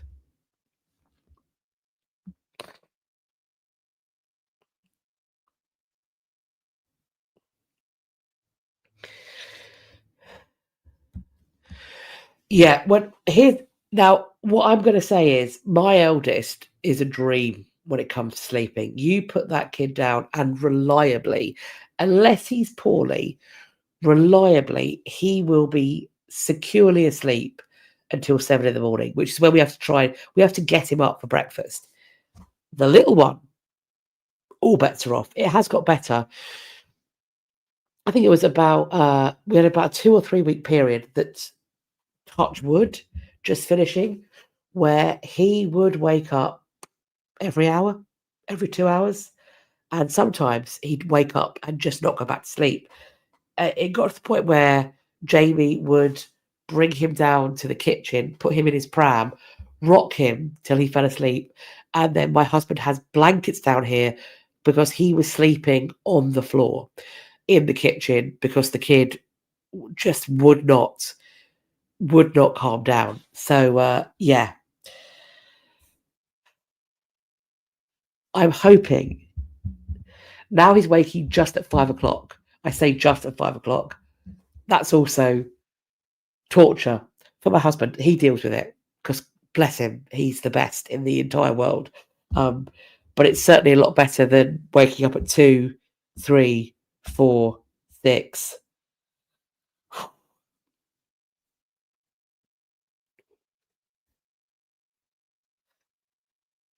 It's so weird the phases they go through. And I mean, Dominic is really, he's desperate to walk. He's like a whippet on quadruped. He's a whippet. And he can do the full flight of stairs. And he does it quietly. So you've got to be careful because if he bolts, he can be halfway up the stairs before you're behind him. However, when he's on a flat surface, he's noisy. So you sort of Gabriel runs through somewhere, and then you just hear Dominic go brrr, like padding behind him on all fours. So it's very sweet because he just wants to follow his brother everywhere. It's adorable. The trick is for parents to be the heaviest sleeper. Just kidding. You say that, but I am. I can also sleep through anything. I can sleep through anything. So my long-suffering husband, who, as Steve points out, he needs 3 statues and a crown of laurels. He is a very good, very tolerant, very patient man. Because that man lives with 3 Virgos. He's not a Virgo, and I feel like we are his test from somebody or other. I'm not quite sure who. Tell me about it. I also can't believe he's a year old. Where has the time gone? He also eats everything. We have yet to find something he won't eat, including pickles. Kid loves a pickle. The only thing he wasn't, we gave him a bit of a cupcake for his birthday, and it was his first real sort of artificial sugar. Like he'd had fruit and stuff, obviously, but he wasn't bothered by cupcakes. But when he ran out of meat the day after, he acted like I was skinning him alive. So I had to promptly throw more meat at him. Sarah, your middle nibbling had night terrors for nearly a year. See, right, I also used to have night terrors. And I used to sleepwalk. So I'm watching my kids to wonder if that might, because that sort of thing is genetic. So we'll see.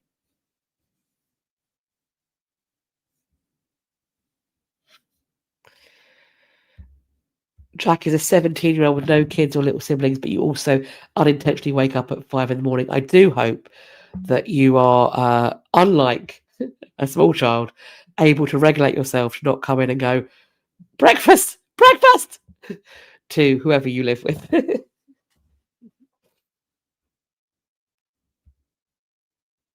St. Jamie, indeed.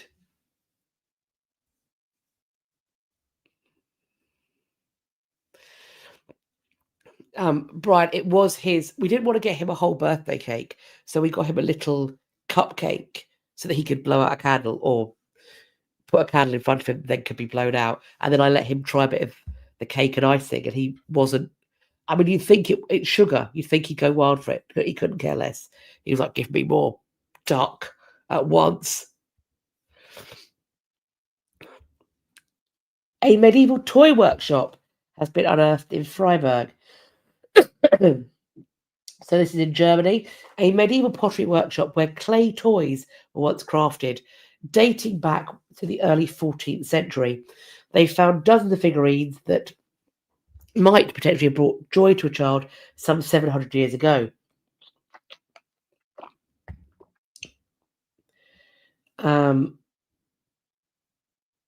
It is part of a medieval street that was once lined with homes and workshops of artisans. These were modest dwellings with practical designs tailored to their residents' needs. The discovery of the street's intact body is considered a minor sensation, we're told, as most medieval streets have long been disrupted by modern infrastructure. They've also found these pottery kilns dating back to the 13th and 14th century, which were the first ever documented in the area. They produced ceramics widely used in the city during the Middle Ages, but also, of course, these childhood objects as well.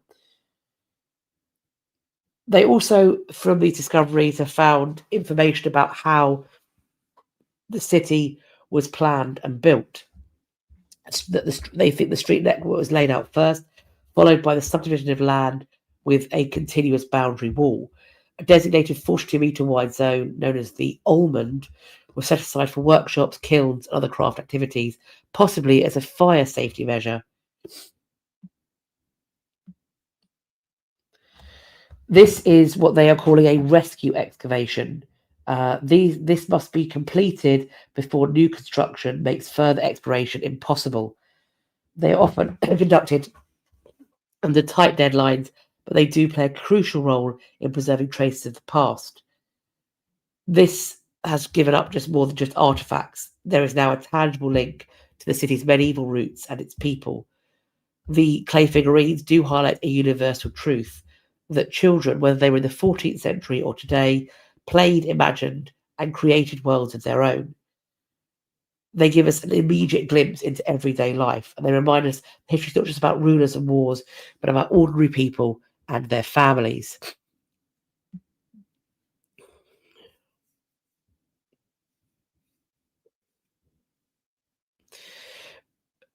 Brian's asking, Santa's big on cookies and milk. No, I think, well,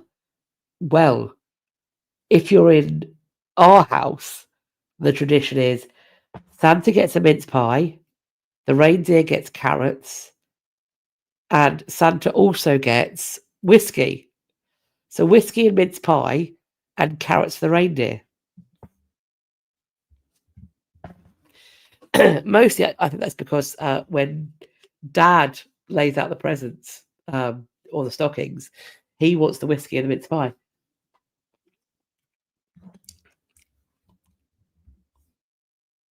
I say that because I don't drink, so I'm assuming that's how it works. Staying medieval, this time murder maps, and this is a delicate drawing there of someone being stabbed in the neck by a lady. This is the bodyguard and a queen killing the king of Lydia. So there is a murder maps is a study that's being done between a variety of different universities, including Cambridge and Hull. And this is looking at medieval towns and the violence perpetrated within them. So essentially it's a crime or rather murder map of these places. 14th century London, York and Oxford, lethal violence clusters in small number of hotspots, often no more than 200 or 300 metres long. Crime's not evenly spread, it's concentrated in certain streets and intersections where people's goods and status converge. You know a woman has repeated herself one too many times.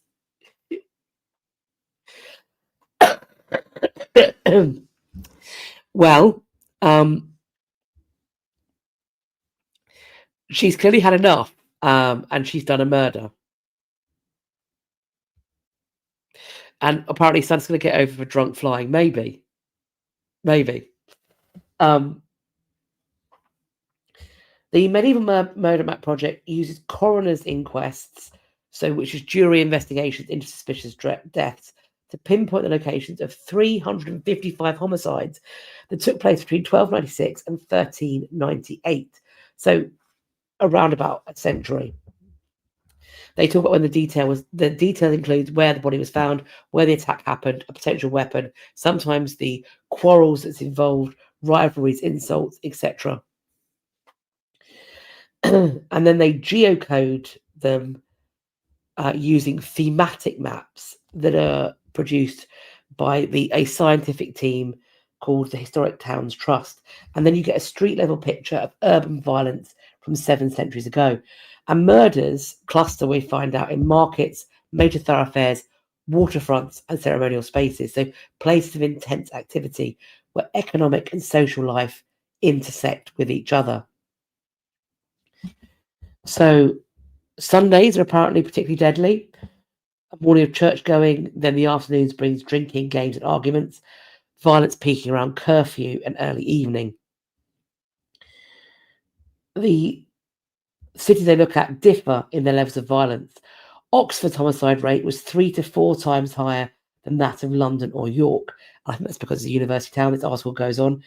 The medieval university attracted young men aged between 14 and 21, many living far from home, armed and steeped in a culture of honour and group loyalty. I think it's also perhaps important to point out that students of the university could not marry.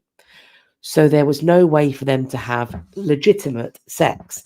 So what you have are young men, young, dumb, and full of the other thing, who have the freedom to drink, who are armed, and who have this honour code.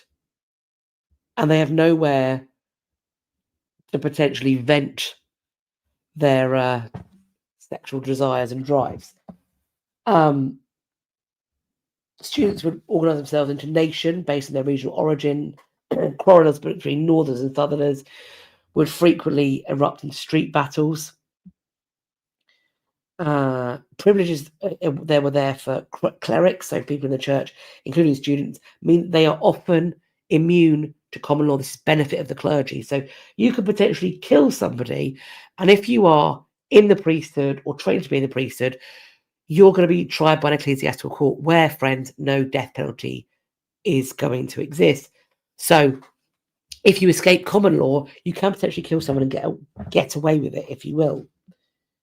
So serious violence can flourish with little fear of punishment.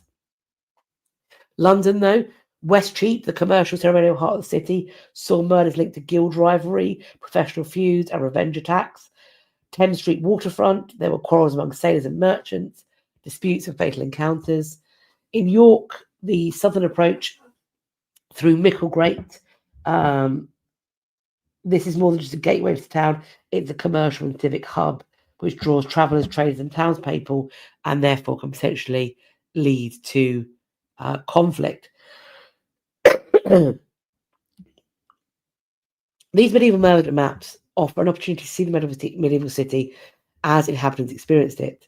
A landscape where the streets themselves shape the rhythms of danger, where wealth, power, and proximity could be as deadly as poverty and neglect.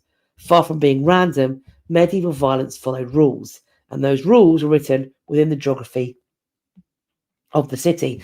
And I sometimes think as well that putting together these crime maps from the extant sources is sometimes a reminder that cities have always had problems with violence and aggression, that this is not some new thing. And there has always been, and it's the notion that somehow cities are more dangerous. I'm not quite sure where this is coming from, because I grew up in London. I grew up in North London. And when I was a kid, if you were going through King's Cross Station, you didn't leave the station. You knew not to leave the station because it wasn't safe. Now, you can wander around King's Cross all hours of the day and night. There will always be pockets of problems that happen. But the notion that London is somehow wildly more dangerous than it was 5, 10, 15, 20 years ago is just not true. I've lived here. Apart from 10 years when I was in Brighton, I've lived here all my life. It's not dangerous.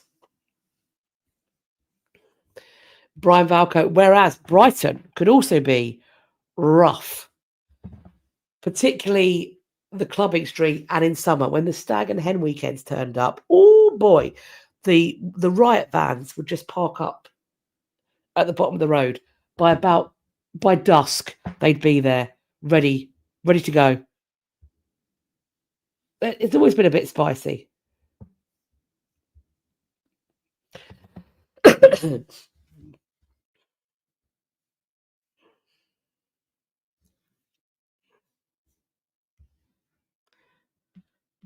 Reports of a black fast to kill the King of England. Mabel Brigg tried to kill the King of England. The 32-year-old mother of two staged a black fast in an attempt to assassinate Henry VIII and Thomas Howard, Duke of Norfolk. At least that's how the story goes. Mabel, who comes from the East Yorkshire coast, was arrested, interrogated, and executed for treason. But she might have been a pawn in a much larger game where the very soul of the country was at stake. Carol Osogby, who's a local historian, says, quote, "It was illegal to even think, never mind to express, any thoughts of harm coming to the king or any suggestion that he one day might die."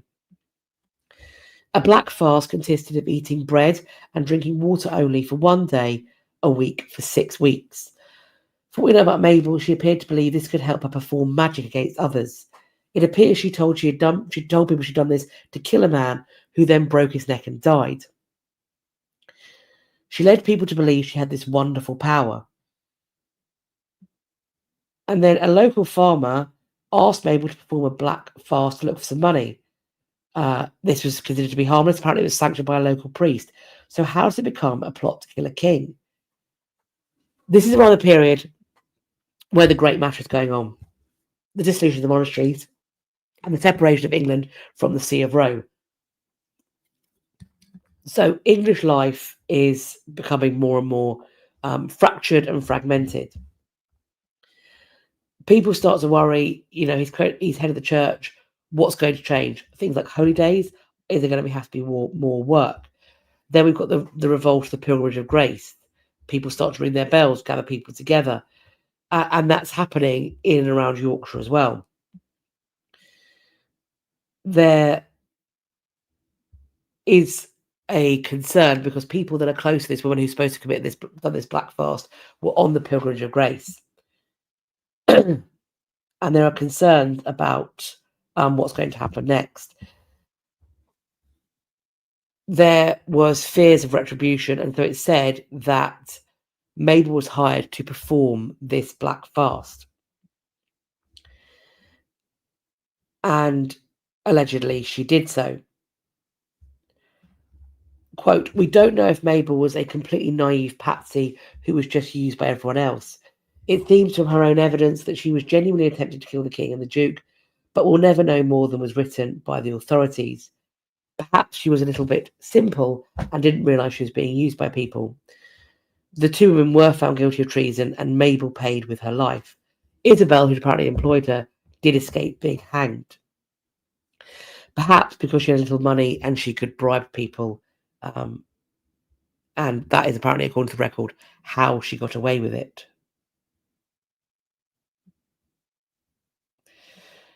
So,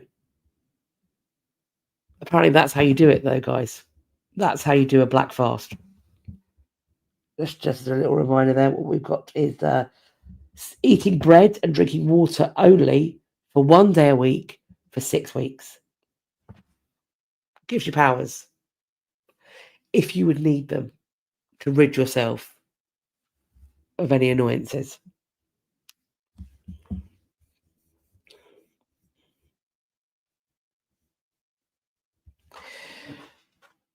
A portrait of Shakespeare's possible lover has been found, confirmed to be the work of Nicholas Hilliard. Warwick art historian Elizabeth Goldring uncovered this portrait of Henry Risley, 3rd Earl of Southampton, after more than 400 years. Owners of a private collection contacted Dr. Goldring after reading her book on Hilliard, suspecting the tiny painting in their collection to be a renowned miniaturist. I love that. Rather than intermittent fasting, intermittent murder? Love it.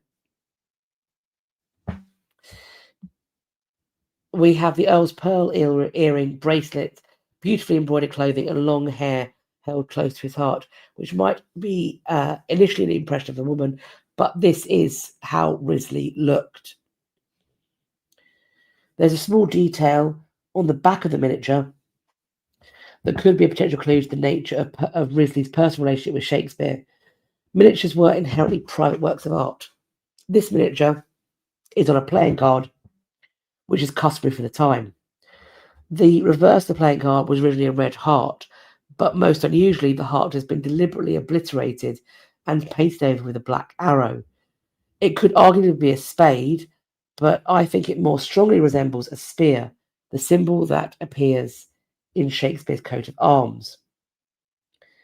One tantalizing interpretation might be that Shakespeare was the original recipient of the miniature, but returned it to the Earl at some point, perhaps around the time of Southampton's marriage in 1598, with his personal mark firmly obscuring the heart. Such a scenario would help to explain why and how the miniature remained in a branch of the Southampton family for hundreds of years.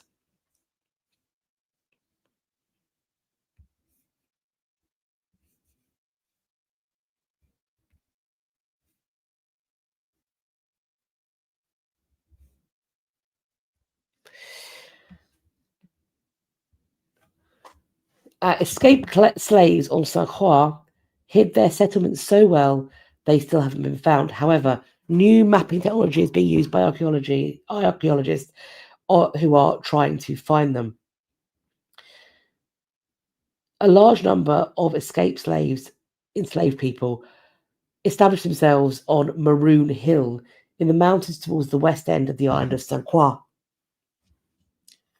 This is according to Christian Oldenthorpe, a Danish missionary who visited the Caribbean island of St. Croix in 1767. And there was a community of escaped enslaved people known as Maroons in the northwest mountain range of the island. So this is written by an archaeologist who specializes in slavery and resistance, excavated plantations in the Americas, and used geographic information systems to model Maroon escape routes by sea. So now they've turned their attention to settlements on land, and they are working with a team of archaeologists to try and find these settlements.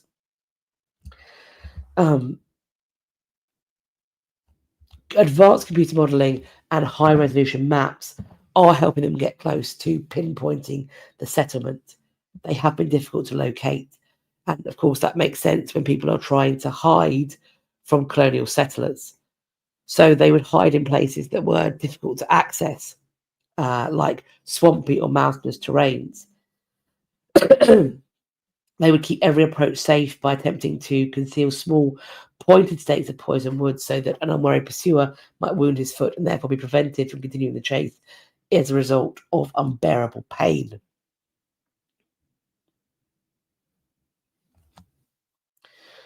So they have been attempting this since 2007, using digital computer-based geographic programs to allow researchers to store a range of geological data and model spatial patterns across vast terrains.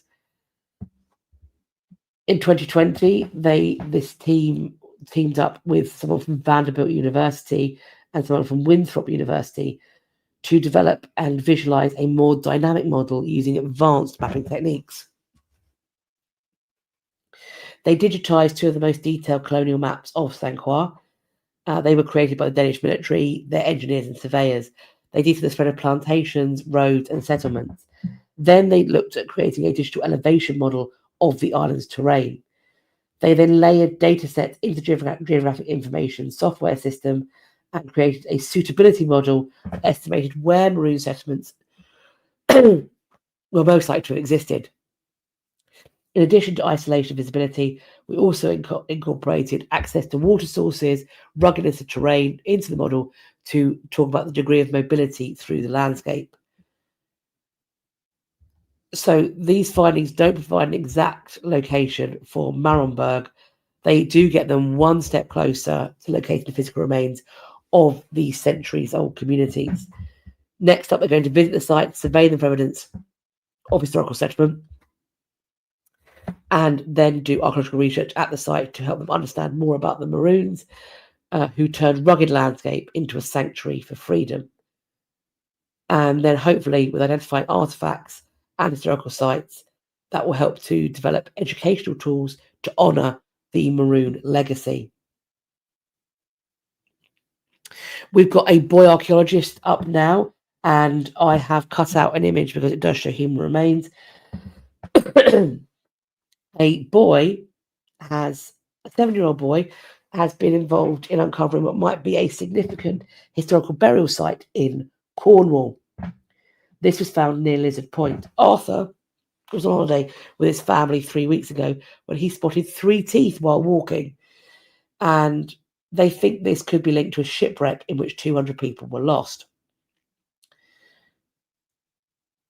And after 1808, drowned remains that washed ashore should, by law, be buried in consecrated ground. Prior to the act, they were buried unceremoniously on the nearest cliff, near to where the spot where the deceased came ashore. So a National Trust volunteer and retired dentist was on site showing people seals when Arthur, this boy, came up and said, "Look what I've got." And he held out a premolar. Then his mother revealed 2 more molars, went to the spot and saw a piece of bone sticking out of the ground. Unsurprisingly, the police were called to investigate, and they determined the remains were historic. Then the rain came and more bones were exposed. Jawbones, teeth, and a skull. The thought is they are dealing with a much larger burial site, possibly for 10 individuals or more. I'm really curious as to what 7-year-old Arthur is going to be telling his pals at school. Because last night, I may have screwed up. I'm going to be honest with you. Last night, I had to explain to my 5-year-old why. So he overheard talk about Harold Shipman, and he finds the word shipman very appealing to say, I feel. So he will just occasionally, out of context, shout the word shipman. And obviously he's now at school, so I felt that I probably should explain to him why we don't say those words. And I said, "You don't know what that word means, and you keep using it." So then, of course, because he's my son and 5, he went, "Well, what does it mean? Who's shipman?" So I had to give my 5-year-old a rundown in serial killer Harold Shipman, serial killer doctor Harold Shipman. So all the way to school today, my 5-year-old was saying, doctors don't act like that. I've never heard of a doctor acting like that. Shipman's a very bad doctor, putting medicine where it doesn't belong and then taking all their money. I'm like, yeah. So we pick him up from school today, and I lean over to the lady who handed him over and went, "Have you been talking much today?" She went, "Oh yeah, you know what he's like, he's always talking." I went, "Okay." I went, "Has he said anything inappropriate?" She looked at me, and she went, "No." Why? I went, "Okay, I'm just going to be for real because it made it sound worse. He's probably going to explain to the children who Harold Shipman is, and I'm sorry for that, but I can't put the genie back in the bottle, and there's now nothing I can do. So I need to not do that in the future because he's definitely, I mean, he was blurting out the school gates.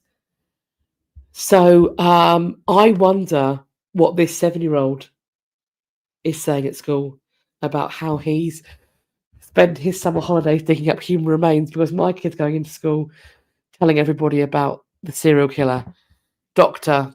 Harold Shipman. She was not a Miss Honey. However, she did go, I'm sorry, could you just tell me who's Harold Shipman? Because the name rings a bell. I was like, he's that doctor that murdered about 250 of his patients. And she went, oh, yeah, good. Debbie, did my child become a Timmy?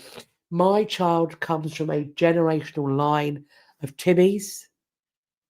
His mother was a Timmy. When I was 4, I was sat in my sewing circle. That's the kind of school I went to. And I explained to my all-girls school classmates what a homosexual was and how they expressed their physical love. Now, let's be clear, Section 28 was very much in force when I was 4. So my mother had to go up to school because the school had to be seen to have done something, because technically what I'd done was illegal if it had gone unchallenged, because I presented it as a completely normal thing. And my mother's response was, well, was she wrong? That is what happens, isn't it? It's not a problem. And the reason why I'm a Timmy is because my mother was a Timmy.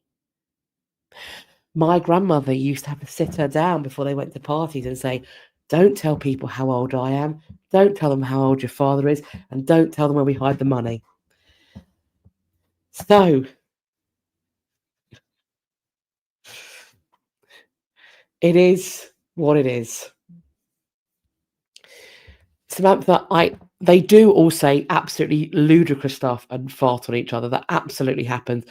But one of the things my son was saying to his friends was he was calling them, quote, Shipman cracker. I don't even know where that comes from, but it feels offensive on many fronts. On many fronts. So I had to step in.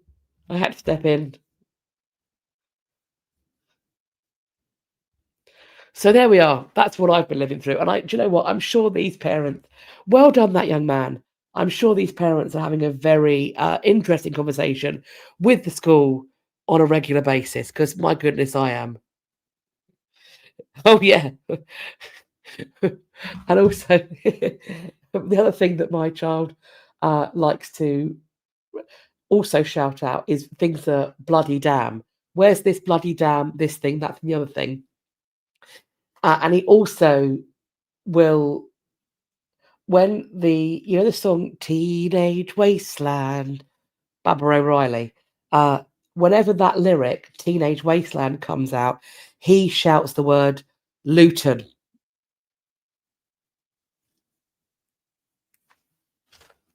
So there we are. That's what's happening in my house. And part of it is mine and my husband's fault, because we don't censor ourselves enough around our kids.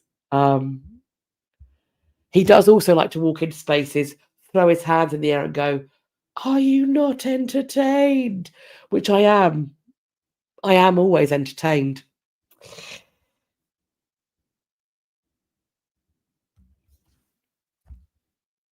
The gun used in the lynching of Emmett Till is going on display in a Mississippi museum. Emmett Till was 14 years old, and he was accused by a woman called Carolyn Bryant of whistling at her. And then this 14-year-old boy was accosted by people known to this liar, and he was lynched. Carolyn Bryant never faced any repercussions legally for what she did. She was able to live to a ripe old age.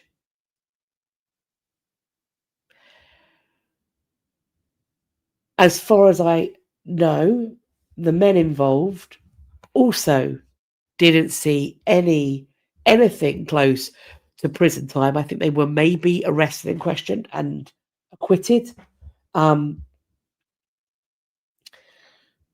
So the gun belonged to J.W. Millam, who, alongside Roy Bryant, abducted Emmett Till from his great-uncle's home on the 28th of August, 1955. They tortured this boy, and then they lynched him. And then they dumped his body in the Tallahatchie River.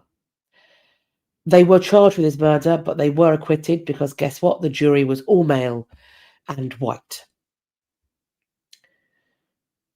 Deborah Watts, who is the co-founder and executive director of the Emmett Till Legacy Foundation and also happens to be Emmett Till's cousin, has said that she has mixed emotions about this weapon being on display.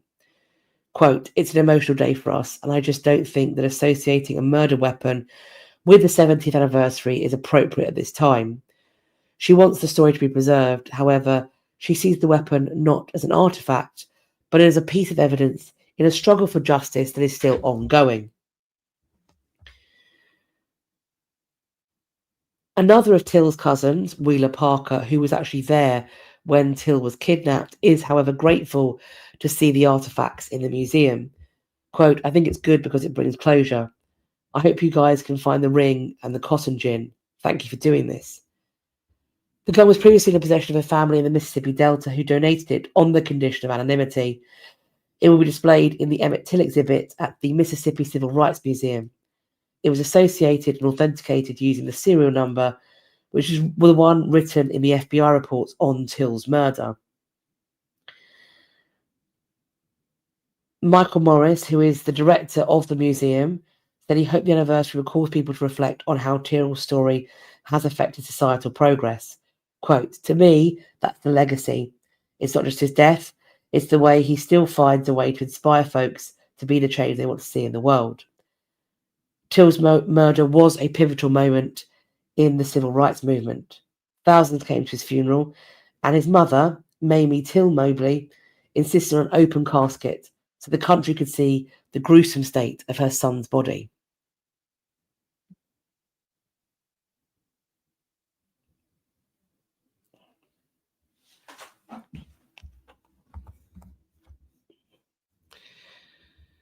Yeah, Carolyn Bryant Donham only died in 2023. Because I remember during the pandemic, when we were all still on Twitter, I remember tweeting about the fact that when you Google her, the first thing that came up wasn't anything to do with her involvement as being the woman who got Emmett Till lynched. It was something about her being a businesswoman or something very benign. And I felt that this was, I put in a correction to Google and I suggested that other people did the same, that what should be front and center in her name and legacy was that she was involved in this. And on top of that, at that time, looking at it, I found out that she was still alive. There had been reports that she had died, probably put about by people who didn't want her to be harassed or her family to be harassed. But she was still very much alive until 2023, and nothing was ever done to seek restitution or justice for the evil that she perpetrated.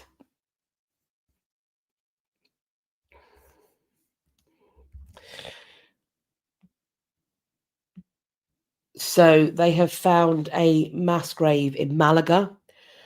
The remains of 73 people who were executed during Spain's bloody civil war. They were digging for 2.5 months. And in this, they found something unusual from the other exhumations they've done of these Civil War graves. And there are still so many people from this period who are known in Spanish as the missing or the lost, because people were taken out and executed and buried in mass graves, and their families never knew where they were. So in this case, they found that in this grave, over 20% of the victims were women, because normally women accounted for just 3 to 5% of individuals who are found in Civil War graves. The violence that's found at this site is particularly brutal, and it says that many of the victims showed evidence of being executed with a, quote, high level of violence. They initial estimates put the victims at around 70, but the graves turned out to be much larger. Teams now believe there could be more than 150 bodies beneath the earth there. So, as well as war victims, there are 9 other bodies in coffins from after the conflict who've also been exhumed. They were laid directly on top of mass graves. Quote, "It's not about reopening wounds, it's about justice, dignity, and giving these victims a proper burial. Families deserve closure after almost 90 years. There's a second phase of exhumation planned for 2026, and that's backed by the Junta de Andalucía and Spain's National Exhumation Plan. The Campillo site is now seen as one of the most significant Civil War grave excavations in the province, a chilling reminder of the conflict that scarred Spain in the 1930s.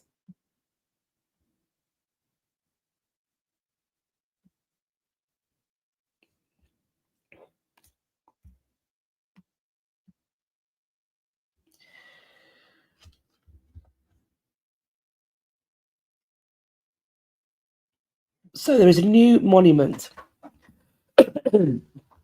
King's Chapel has stood on the corner of Tremont and School Street since 1686. It's one of the oldest churches in Boston.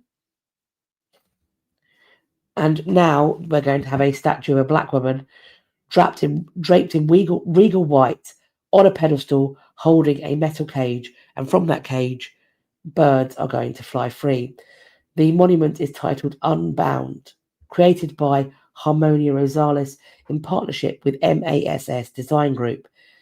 This is a bronze figure honouring the 219 people known to have been enslaved by past church members and ministers.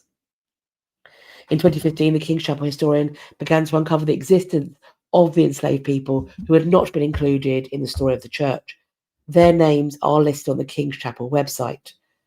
The church leadership and congregation then began the process of reconciling with this history and determining how to honour these individuals both publicly and within the church community. And this is the decision that was made.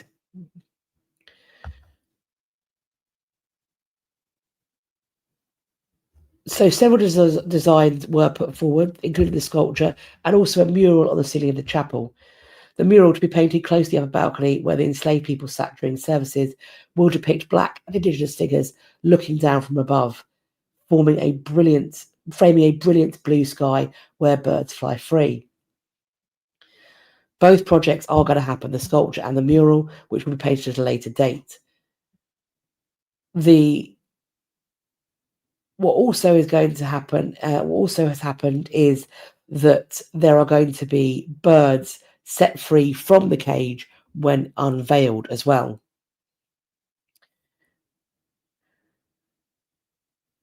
And in a time where we are questioning the purpose of statues and the legitimacy of holding statues, I think it's also very worthwhile to engage in contemporary statue raising.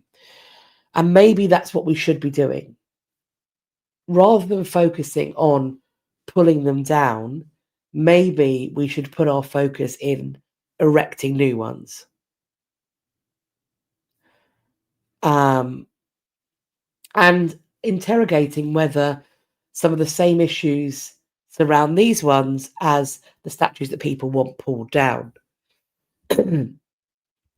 Brian, you said even if one didn't read the plaque to get the context, which you hope one would, the statue looks very nice. It's a beautiful statue. It's very aesthetically pleasing. But again, we have that issue, don't we, of if you don't read the plaque, do you understand the meaning? And where are we going to be 100 years from now, 500 years from now?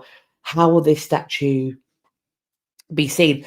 And I suppose that actually if we start engaging with the process of erecting new statues in thoughtful ways and in signposting them appropriately, maybe we can then go back and re-signpost other statues in ways that are more contextually appropriate rather than pulling them down. And it may well be still that some need to be pulled down regardless of that reframing and recontextualization. But I do think that perhaps some work now needs to be done on building rather than tearing down. And then let's circle back and see where we are.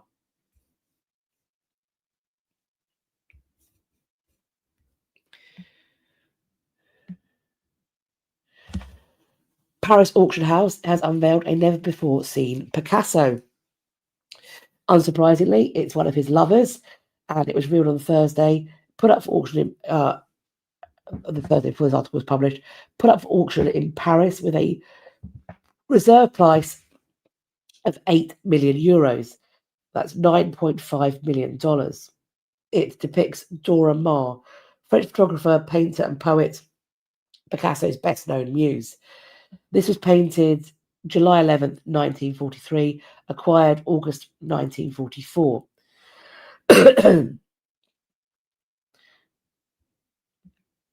So this article said that this was sold September 18th, 2024. His Weeping Woman portraits depict this lady, and they also collaborated on Guernica together. Maar photographed the black and white anti-war work, and Picasso used the images to develop the canvas. The sellers are divesting the painting as part of an inheritance settlement. And I'm not quite sure how much this went for. So when I figure out what it actually went for, I will update that.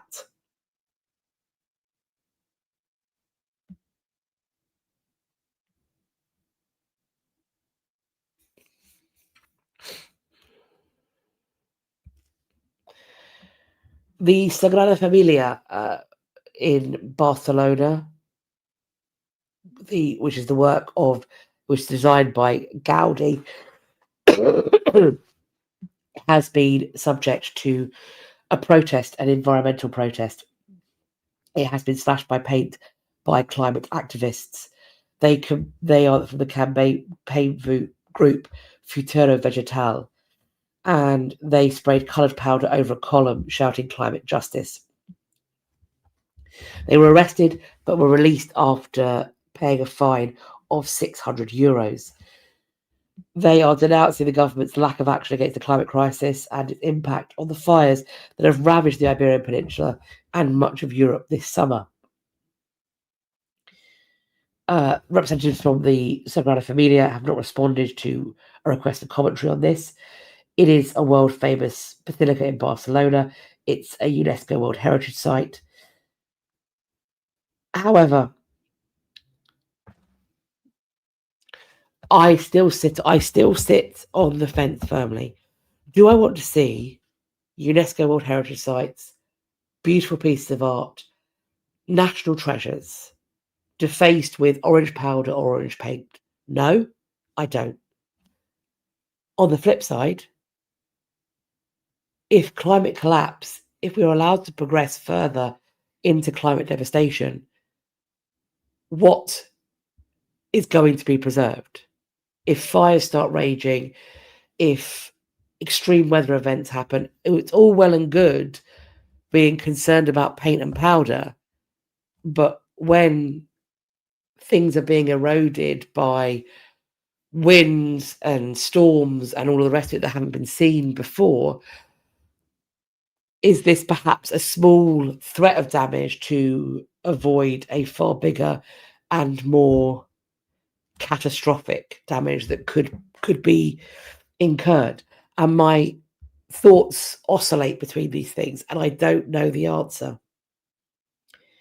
And that is why I don't put this in ding dong. I don't. They're living in the nation that I live in. I'm not a climate expert. I'm not a renewable energies expert, but I've heard various things. The block that I live in, for some reason, was prohibited from having solar panels put on the roof. I don't know why that was. I don't know why solar panels aren't just fitted as standard. We are a place that has, in certain locations, quite high hills that is very windy. We need more wind farms. We also are surrounded by coastal tidal waters. We could use so much tidal water power. The River Thames is a tidal river. We could be really using tidal water power. So I don't know why we aren't further down the renewables path than we are.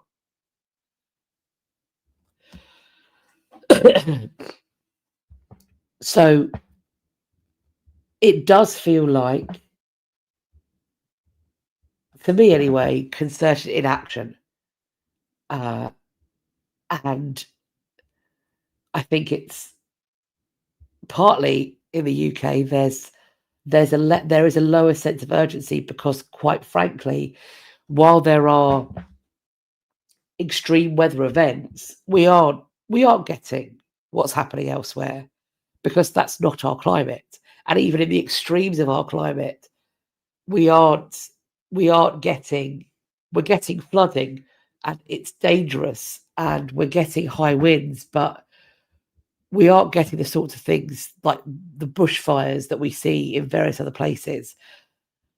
So maybe there is a sense that the damage that's done is repairable in this country, and so there's less of a push to get things done. I don't know. But it is frustrating. It is frustrating. Our summers are getting hotter, and there is definitely a risk to the way we do agriculture and farmlands, and also to people. In some of these really extreme temperatures, there is a risk to people. Our houses aren't built with air conditioning, and it's going to be hard in some cases to retrofit that. But even in that, there's potentially a fix, because even when our summers get hotter, it's still not the hottest place, nowhere near the hottest place of summers. It's still not the hottest place. So we still have, I think our government feels that we still have room to stretch. I don't believe we do. But I think that because it's less of a pressing concern and there aren't wildfires sweeping up the, Dorset coast. And yeah, as well, people are making money. And in this country particularly, for every climate event that happens, there is a profit to be had, because things, if there's flooding, things need to be rebuilt, insurance companies pay builders, and, and then new infrastructure gets put in place, and so money gets spent. And fuel and petrol lobbyists still have such sway.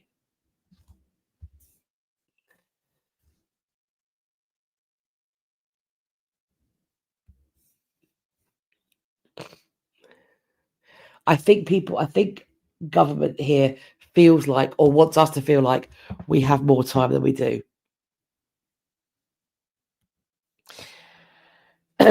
Right, this is the one thing that I'm going to look at today. I know there's been a lot, friends. There's been a lot happening, and most of it is not for me to comment on in this, because it's not history yet. It feels seismic. It feels historic.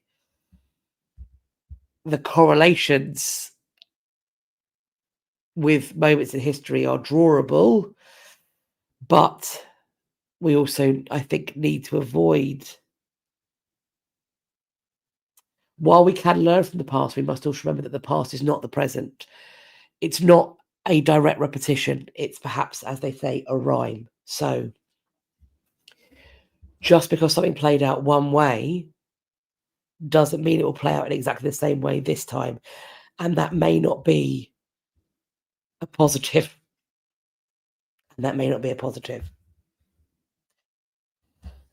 So, where it changed under Trump, citizen historians are documenting the Smithsonian. And if this is you, if you are part of this, Amazing. Thank you so much. Congratulations on doing this really important labour. And I don't know if this is happening in any other institutions, but I suggest go to your appropriate nearby institutions, and if you can, find out how they're doing this and do something similar. So as we know, early in his second term, President Trump has issued an executive order claiming the Smithsonian Institute promotes, quote, narratives that portray American and Western values as inherently harmful and oppressive. And so officials sent a letter requiring, quote, a compulsory internal review of the 8 Smithsonian museums, including American History, American Arts Museum, Natural History, and Air and Space. Now, historians and citizens who are concerned about this approach have come together to document how the museums look today, so they can produce a record before any changes might be made. We've been talking about digitization of the museum space. We've been talking about making 3D modeling.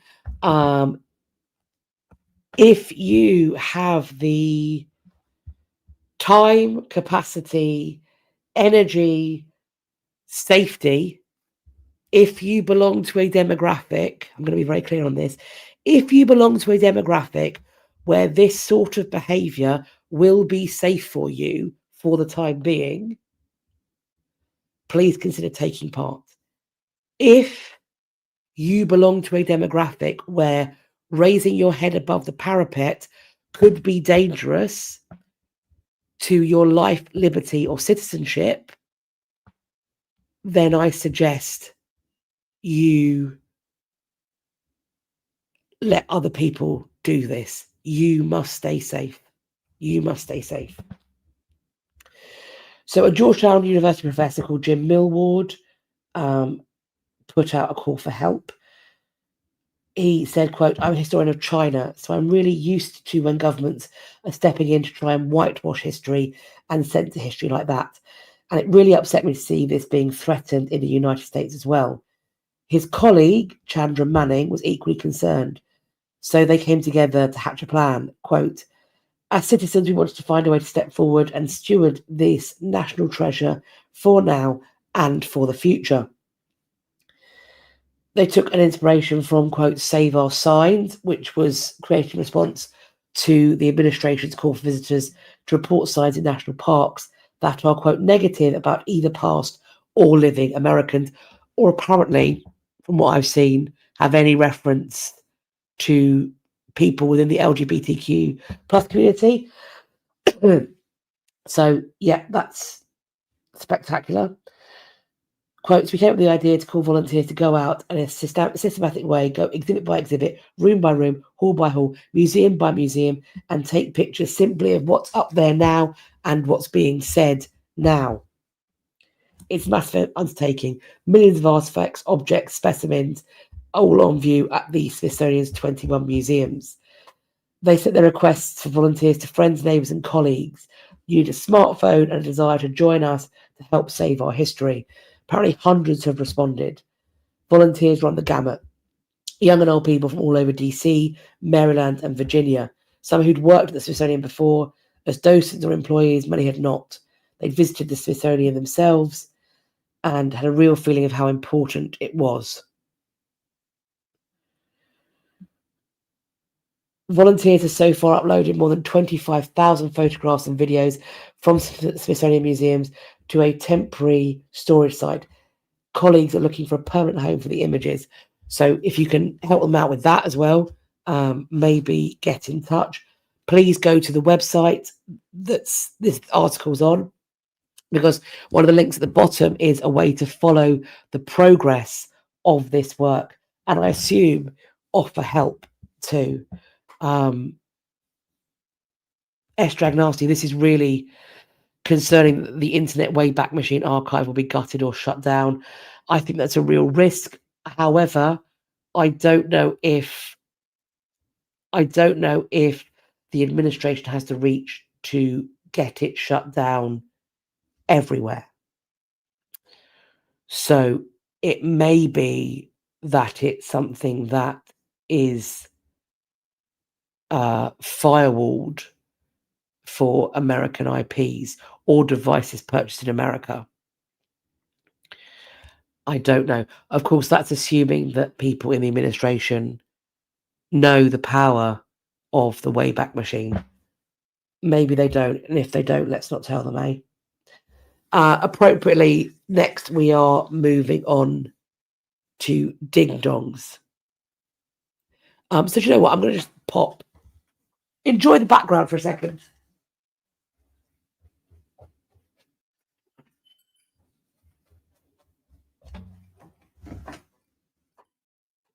My little pissing boy. The little peeing boy is here. There he is. So let's ring the ding-dong bell. Ding-dong bell. There we go. Ding-dong number 1. A man has tried to smuggle hundreds of ancient artifacts through JFK. Ashraf Omar Elverta was sentenced to 6 months in prison on 4 counts of smuggling. He had apparently been selling objects as Egyptian antiquities for years. He worked with tomb raiders, and he was involved with hundreds of ancient relics being looted from crypts in Egypt. We're talking about sculptures from 1900 BCE, a carving of a king taken from a royal temple. Some of these artifacts were fresh out of the ground. They still smelt of soil, we're told. And this has been worked directly with tomb raiders in Egypt to get the artifacts. Robbers sent in videos of the objects from grave sites as if it were Kmart and said, here's what you can choose from. It's a serious crime that's carried out in a blatant way. There's cell phone evidence that indicates they were fresh from the ground. He was marking which ones he wanted and which ones not with an X and making up the provenance. And he told that his luggage was worth about $300, but they valued the goods. The appraisers valued the goods at being closer to $82,000. And he was connected with 3 other instances of smuggling in April, June, and November of 2019. He then consigned the antiquities to the following auction houses in New York City: Palmyra Heritage, Arts Primitivo, and Christie's.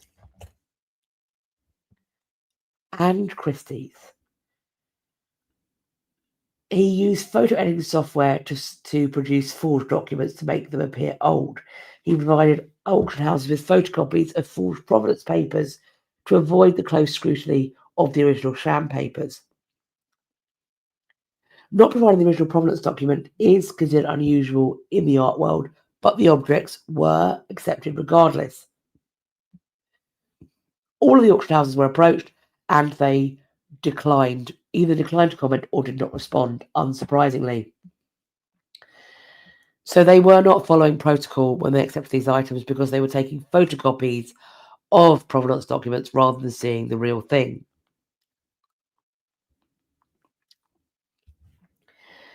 This is a father of 3. He took responsibility and asked forgiveness for his family, including his wife and his mother, who had passed away shortly after hearing about this case against him. Between 2011 and 2019, he sold around 500 objects as antiquities on consignment, which earned him over $600,000. The forged provenance papers said the objects belonged to his grandfather and were taken out of Egypt before 1948, when it was still legal, apparently, at that point. They did not charge him with smuggling the earlier objects because the defense attorney suggested that frauds were among them, another prevalent issue in the trade. Egyptian authorities did not respond to requests for comments. The objects have not yet been returned to Egypt, the attorneys have said. Apparently, this sentence at a federal courthouse in Brooklyn comes amid a major upheaval in the art world over whether ancient artifacts should be put up for sale at all. Critics say the practice incentivizes tomb raiders to loot ancient archaeological sites, and the objects belong in their countries of origin. Quote, "It's about the complete and almost irreversible loss of our history," said Syriganis, who at Ionian University on the Greek island of Corfu heads a group combating illicit antiquities trafficking. It doesn't matter if the object's made with gold, platinum, or filled with diamonds. This fascinating, unique object will have nothing to tell us about who we are and where we came from and what it means for our civilization.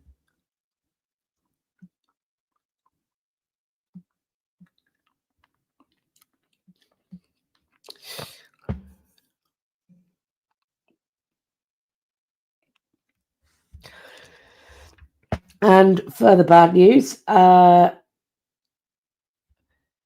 300-year-old pharaonic bracelet has been melted down for its gold, we're told. This disappeared from an Egyptian museum earlier this month, and the Interior Ministry has said it's been stolen and melted down.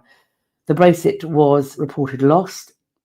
It had belonged to King Amenhotep of the Third Intermediate Period, so he ruled Egypt at about 1000 BCE. It was decorated with spherical lapis lazuli beads. It vanished from a safe in a conservation library on September the 9th.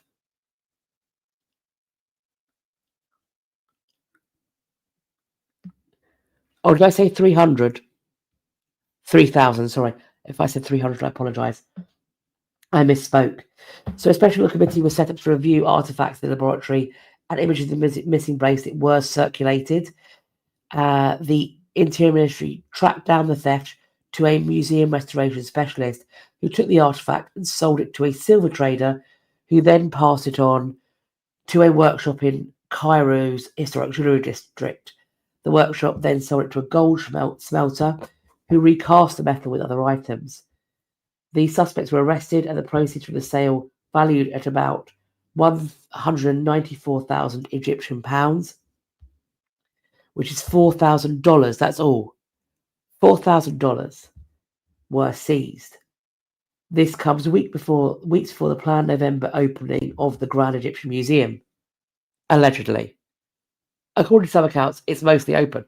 The articles remain confusing. This is going to be, which will of course be a showcase of the country's heritage and a key draw for tourism, which is now, of course, the vital source of currency for Egypt. So this is worst case scenario, and it reminds me, of course, of what we talked about when Mary Queen of Scots rosary beads went missing. That the value of the metal in them is actually pretty low. However, if somebody doesn't know what they have, if they weren't stolen for order, they're definitely going to be melted down. And the best case scenario is this is someone who has had this stolen to order in the hopes that when they pass away, somebody will find it in their collection and it will go back to where it needs to go.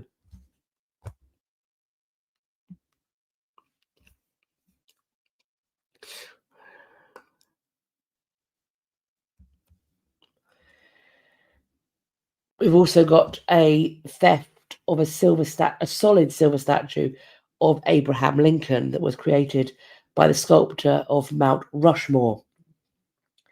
Police in Louisiana have arrested 3 suspects in connection with the theft and destruction of this statue. This incident took place at the Hummus House Estate and Gardens, which is a historic plantation located in Darrow, a small town between Baton Rouge and New Orleans.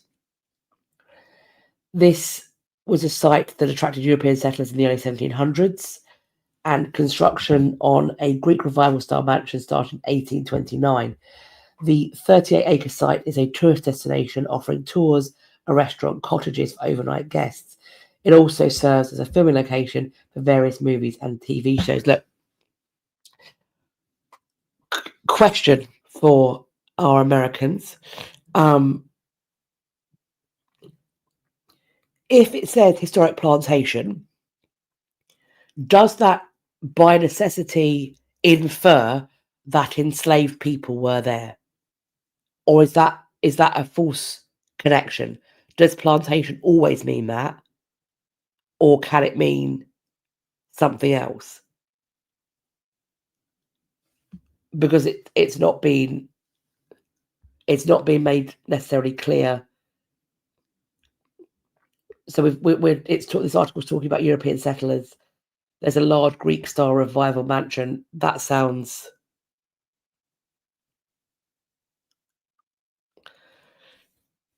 Okay.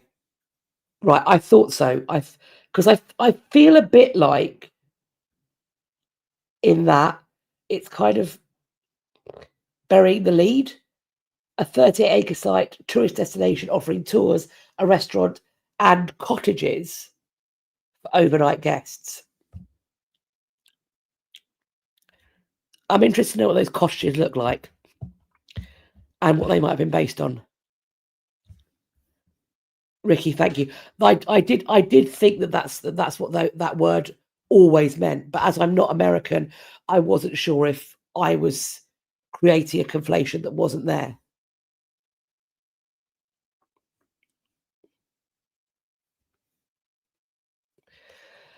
Manda, yeah, that's what I thought when I saw. That's why I've asked this question, because I'm wondering why this article's not. Maybe it'll mention it somewhere else.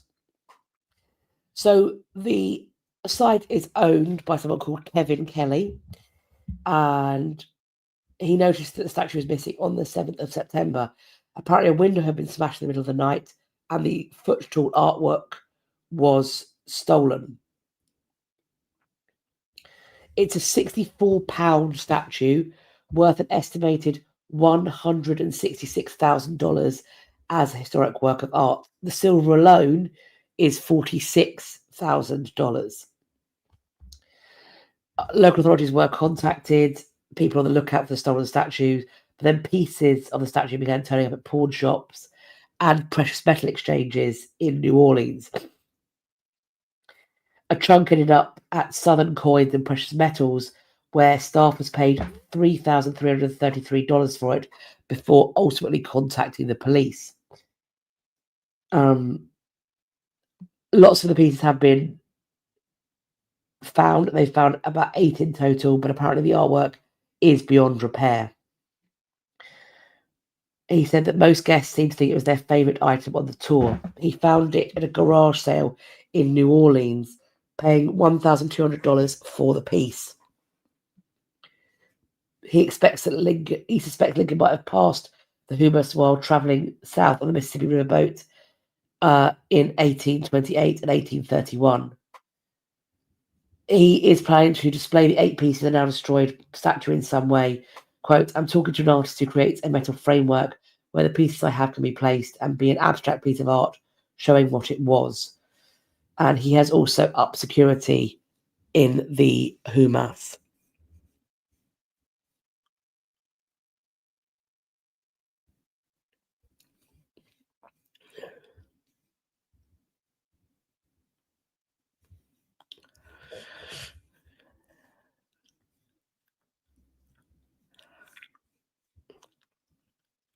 Kate says technically there are states, but there was never slavery, and plantation might refer to growing Christmas trees or something. But this is on the Mississippi River, so I don't think that. I'm pretty sure that doesn't apply. Also, my geography is shocking.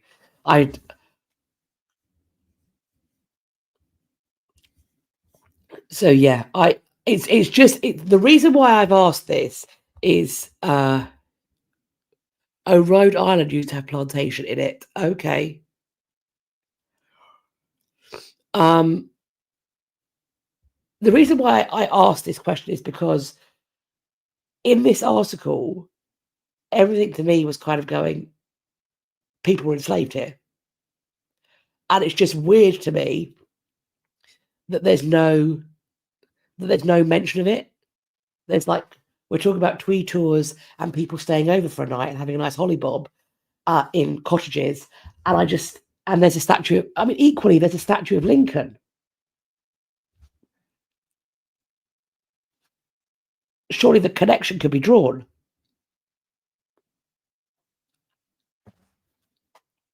It's weird to me they didn't mention it. That's my ding dong out the way. Let's close it out. As we haven't had the bell for a while, let's close it out with the bell again. There we go. That's time at the ding dong bar.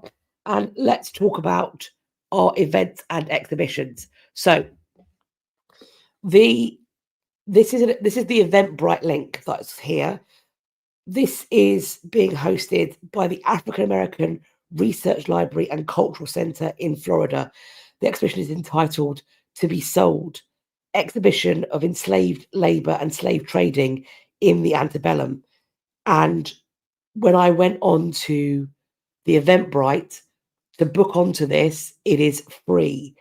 So there is also, I managed to go onto the library's website because I found it quite hard to figure out the dates for this. Because while it's listed on the library's website, when you click the link, it just takes you to the library homepage. So you have to kind of go to the Eventbrite, and it was hard for me to work out what date this closes. So do go and check it out. However, I did go to the library website and get their access information. So if you have any accessibility requirements, when you're in my description box, if you look at the events and exhibitions section, there's a little kind of the A underneath the number is the access requirements for what's going on in terms of this exhibition. This is an online thing. It's also in person in New York. If you had ever the desire to purchase a Matisse, there are a whole selection of works on paper that are up for auction, and I have filtered it to start with the least expensive going upwards. So the current bid for the wings you see there, that is currently got a bid of $2,400 US. The estimation is the price estimate going up to $3,000 US. So if you've got that kind of money laying around, congrats. But there is this online exhibition and also a viewing happening in New York. And I think the exhibition closes 8th of October, 10 a.m.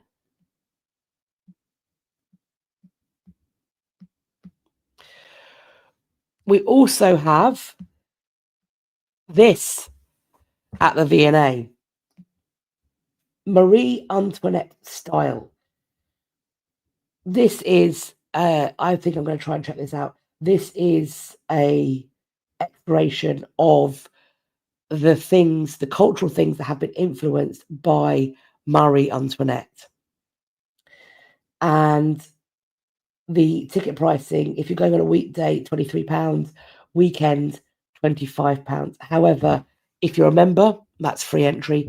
Also, there's probably a discount with things like the Art Fund Pass, or maybe if you work in another museum, there may be a reciprocal arrangement. So that is also worth checking out. And again, the access requirements and information is also linked in the description box for this too. If this is something you make your way to, do let me know what you think. I think I'm going to try and get a chance to see it. If I can kick the kids off somewhere, I might sneak off and play hooky. This is running all the way through to the 22nd of March, 2026. So I might pick a day when they're in school/daycare and take myself out for a little treat.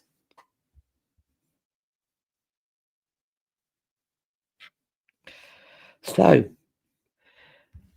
that is what I have for you today, friends. And do you know what? Because I did waffle. I got my waffles out. And we are still just over 2.5 hours. So I'm pretty impressed by that.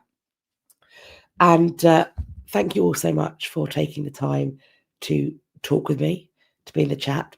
Thank you also to everybody who sent me news items. I do hope you've enjoyed this edition of the news. And when I know what the plan is for next month, I will, of course, let you all know. It's going to be a busy one. As I have mentioned before, and I did share before, Monarchs Anonymous is doing a live show next month at the Other Palace Theatre. So those dates are in. So I'll be rehearsing for that and doing that show.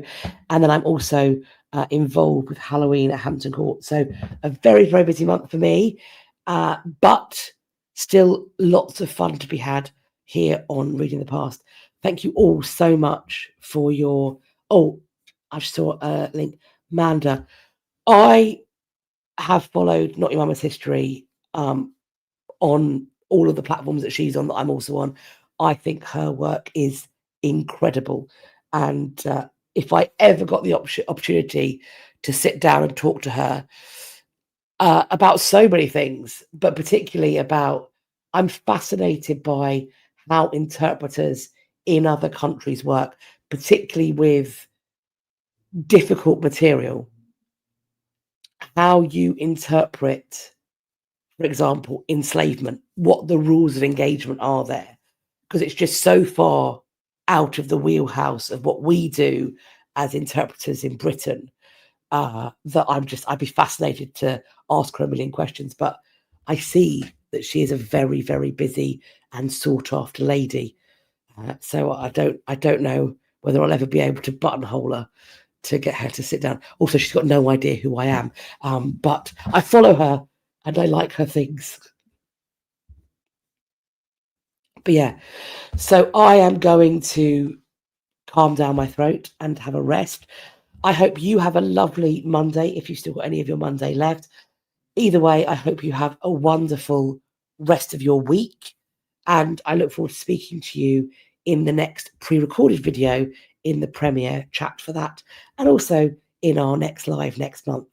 So do please click all the buttons, like, subscribe, etc. Also, check out my website, head to the contact page, put your email address in and sign up to the mailing list so that I can send you links, because we all know that YouTube does sometimes just not like to tell you that I've been uploading. I had somebody comment that they hadn't seen me for months on YouTube. They thought I'd stopped posting because YouTube had not shown me to them. So that is somewhat frustrating, but we will persevere. And hopefully you get to find me, even if YouTube tries to hide me. For now, though, I do hope you're going to have a lovely rest of your day, whatever you're doing. And I do look forward to speaking to you all next time. But please do take care of yourselves. Bye-bye for now.